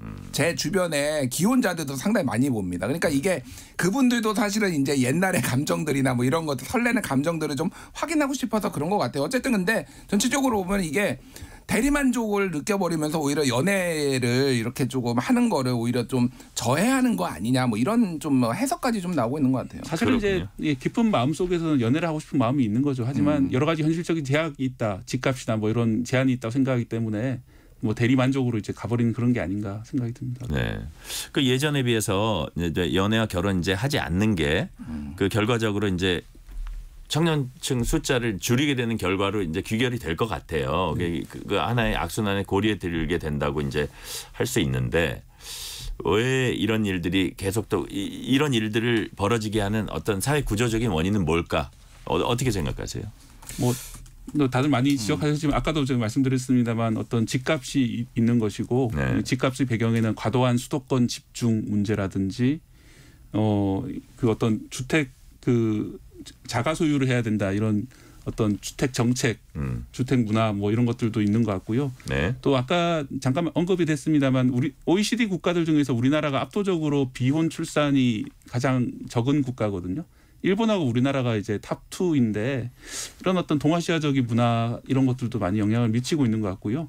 프랑스나 북유럽 같은 경우에는 한 60% 정도가 비혼 관계에서 출산을 하게 됩니다. 그만큼 좀 어떤 결혼이라는 것이 엄청나게 중요하고 모든 것을 갖추고 준비해야 되는 그런 것들이 아니라 어떤 쉽게 어떤 동거 형태라든지 이런 식으로 이루어질 수가 있고 또 그런 것들이 그냥 금방 만났다 헤어졌다 그런 게 아니라 또 상당히 이제 지속되기도 하고 저도 이제 아는 분이 영국에서 결혼을 하셨는데 제가 아는 분이 여자분이신데 결혼식은 한다는 얘기는 없었는데 이제 아이를 낳고 남편 격인 분하고 계속 하시더라고요. 그래서 뭐 사실상 결혼 상태인데 우리나라보다는 훨씬 더 어떤 그 중간 허들이나 이런 것들을 좀 낮게 생각을 하고 뭐 그런 것들이 어떤 좀 문화적으로 좀 약간 장려돼야 되는 게 아닌가. 또 정부가 지원을 통해서 일반적인 결혼 외에 그런 다양한 형태에 대해서 좀 더 지원하는 방안을 조금씩 아주 조심스럽지만 조금씩 좀 바꿔나가야 되는 게 아닌가 생각이 듭니다. 요거 관련해서 굉장히 이제 흥미로운 논문 하나를 읽었는데 이 유교 문화권에서 교육 수준이 여성들의 교육 수준이 높아지면은 여성들이 그 적극적으로 결혼을 기피한다라는 거예요. 근데 그거에 이제 그 연구 이제 뭐 질적 방법론을 써가지고 연구를 한 건데 뭐냐면은 어머니를 보면서 나의 미래의 결혼을 봤을 때 행복하지 않다라고 느낄 가능성이 높다라는 거예요. 그러니까 이게 유교 문화가 전통적으로 보면은 여성한테 많은 어떤 뭐 롤을 부여를 하는 거죠. 가정에 돈도 벌어야 요즘은 맞벌이가 필수기도 하지만은 가사 뭐 이런 육아 부담이라든지 뭐 가사 노동이라든지 이런 것들이 남성이 별로 안 하고 여성들이 많이 하면서 딸들이 보니까 엄마가 행복하지 않은 거야. 그리고 심지어 엄마도 딸들한테 야 결혼하지 마라 결혼해봤자 이렇게 산다라고 얘기를 하니까 이게 적극적으로 이 유교권 국가에서 그런 현상들이 굉장히 많이 벌어진다는 겁니다. 그래서 이게 쉽지가 않아요. 사실은 이게 뭐 갑자기 유교로 그러니까 뭐 이게 우리 마음 속에 있는 이런 전통과 관습을 하루 아침에 없앨 수가 없는 인식을 거잖아요. 바꾸기 어렵죠. 바꾸기가 어려우니까 굉장히 어려운데 이게 지금 좀 심각한 문제가 하나를 말씀드리면은 이게 정치권 얘기를 하자면은 지금 한국일보가 11월 22일에 쓴 기사인데. 2024년이 그레이 총선인데 6070 유권자 수가 2030을 처음 앞섰다 이런 거예요. 그래서 청년 세대가 줄어들다 보니까 이제 노년 세대들이 더 이제 소위 말해서 표심을 많이 발휘할 수 있는 이제 파워가 생겼다라는 건데 이게 그러니까 앞으로 아까 얘기했듯이 2050년이 가면은 이들은 사실은 정치권에서 보면은 별로 존중할 이유가 없는 거예요. 사실은. 그러니까 표의 파워가 없는 거죠. 그러니까 이게 그러면은 어떤 의사결정을 할 때 중요한 의사결정을 할 때 미래 세대를 위해서 하는 게 점점점 가능성이 줄어든다. 그래서 예전에 그래서 김은경 혁신위원장이 뭐 여명 투표 뭐 노인 폄훼 논란으로 이어졌지만은 이런 고민들이 사실은 서구에도 있거든요.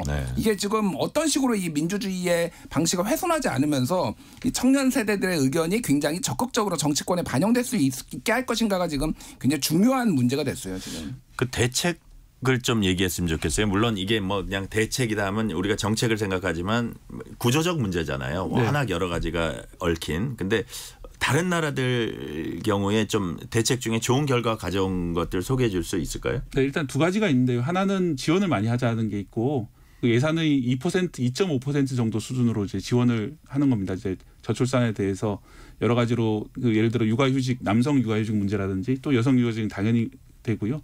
또 이제 난임 부부에 대한 지원 같은 걸 늘리면서 어떤 지원을 늘려가는 게 하나가 있고 또 하나는 이제 문화를 바꿔가는 게 있는데 저는 그게 아까 잠깐 얘기가 나왔습니다만 여성의 사회 진출이 늘어나는 것 또 고학년 여성이 늘어나는 것들이 사실 출산율 감소와 좀 관계도 있습니다. 뭐 그렇다고 이제 여성의 뭐 어떤 사회 진출이나 고학력을 막을 수는 없는 것 문제지 않습니까? 그렇다면은 남녀가 같이 일하면서 그러니까 맞벌이 부부로 일하면서도 충분히 어떤 육아가 가능하도록 또 사회 문화가 바뀌어야 되는데 예전에 이제 아버지들이 아침 일찍 출근해서 밤늦게 일했던 문화를 그대로 가져가면서 남녀 모두 그렇게 일하면서 그래야 집을 살 수 있고 생계가 유지되는 이런 약간 어떻게 보면 갈수록 더 노동이 더 많아지고 힘들어지는 겁니다. 좀 그런 문화들을 좀 바꾸는 것이 결국 출산율에도 좀 좋은 결과가 있지 않을까 생각이 듭니다. 어떻게 보세요? 저는 애를 낳는 거를 중심으로 지원하는 거는 이제 끝났다. 그리고 그거는 30년, 20년, 30년 동안 이미 다 실패의 결과로 했고요. 그러니까 지금 일단 연애를 안 하고요. 결혼을 안 합니다. 근데 애를 낳으라고 지금 하는 것 자체가 좀 말이 안 된다고 봐요. 그러니까 연애를 어떻게 하면 할 수 있게 만드느냐. 그리고 결혼을 어떻게 하게 하는 거고 애 중심으로 하는 게 아니라 진짜 뭐 파격적이다. 와 이런 정책이 나올 수가 있어? 이런 게 저는 필요하다고 봅니다. 이를테면은 결혼하면은 그냥 집 한 채씩 주는 거예요. 뭐 애를 낳는 거 유무와 상관없이 이런 식으로 뭔가 뭐 진짜 미쳤냐라는 소리가 들릴 정도의 파격적인 게 있지 않으면은 대한민국은 그냥 뭐 소멸의 길로 저는 들어설 것 같아요. 아 그렇습니까? 그렇군요. 우리나라 현실에 맞는 대책 그중에 짧게 하나만 꼽아주신다면요. 예, 스웨덴 같은 경우가 이제 저출산 극복을 한 사례인데요. 1999년에 학계 출산율이 1.5까지 떨어졌는데 물론 우리나라는 지금 0.8 정도까지 내려가 있는 상황이긴 합니다만 이게 이제 2018년 약 20년에 걸쳐서 0.2명 정도 올려가지고 네. 1.7명까지 올라왔거든요. 이게 이제 주요했던 정책을 보면은 16살이 될 때까지 매달 17만 원의 아동수당을 지급한다. 또 그리고 이제 뭐 육아휴직 급여에 대한 보장을 늘렸다 이런 것들이 있는데 결국은 어떤 지원들이 좀 더 필요한 그런 상황이라고 저는 생각을 합니다. 그렇군요. 여기까지 듣겠습니다. 뉴스톱 김준일 수석 에디터, KBS 박대기 기자였습니다. 감사합니다. 감사합니다. 파키스탄에서 10대 소녀가 소셜미디어 동영상에서 소년들과 춤추는 모습을 보였다는 이유로 친부에게 살해당했습니다. 친부는 16살 딸에게 총을 여러 차례 쏴서 숨지게 했습니다. 파키스탄 등 남아시아 이슬람권에서는 마을 원로회의 결정 등에 따라서 집안 명예를 실추시켰다는 이유를 들어서 집안 구성원이 해당 구성원을 살해하는 이른바 명예살인이 자주 발생하고 있습니다.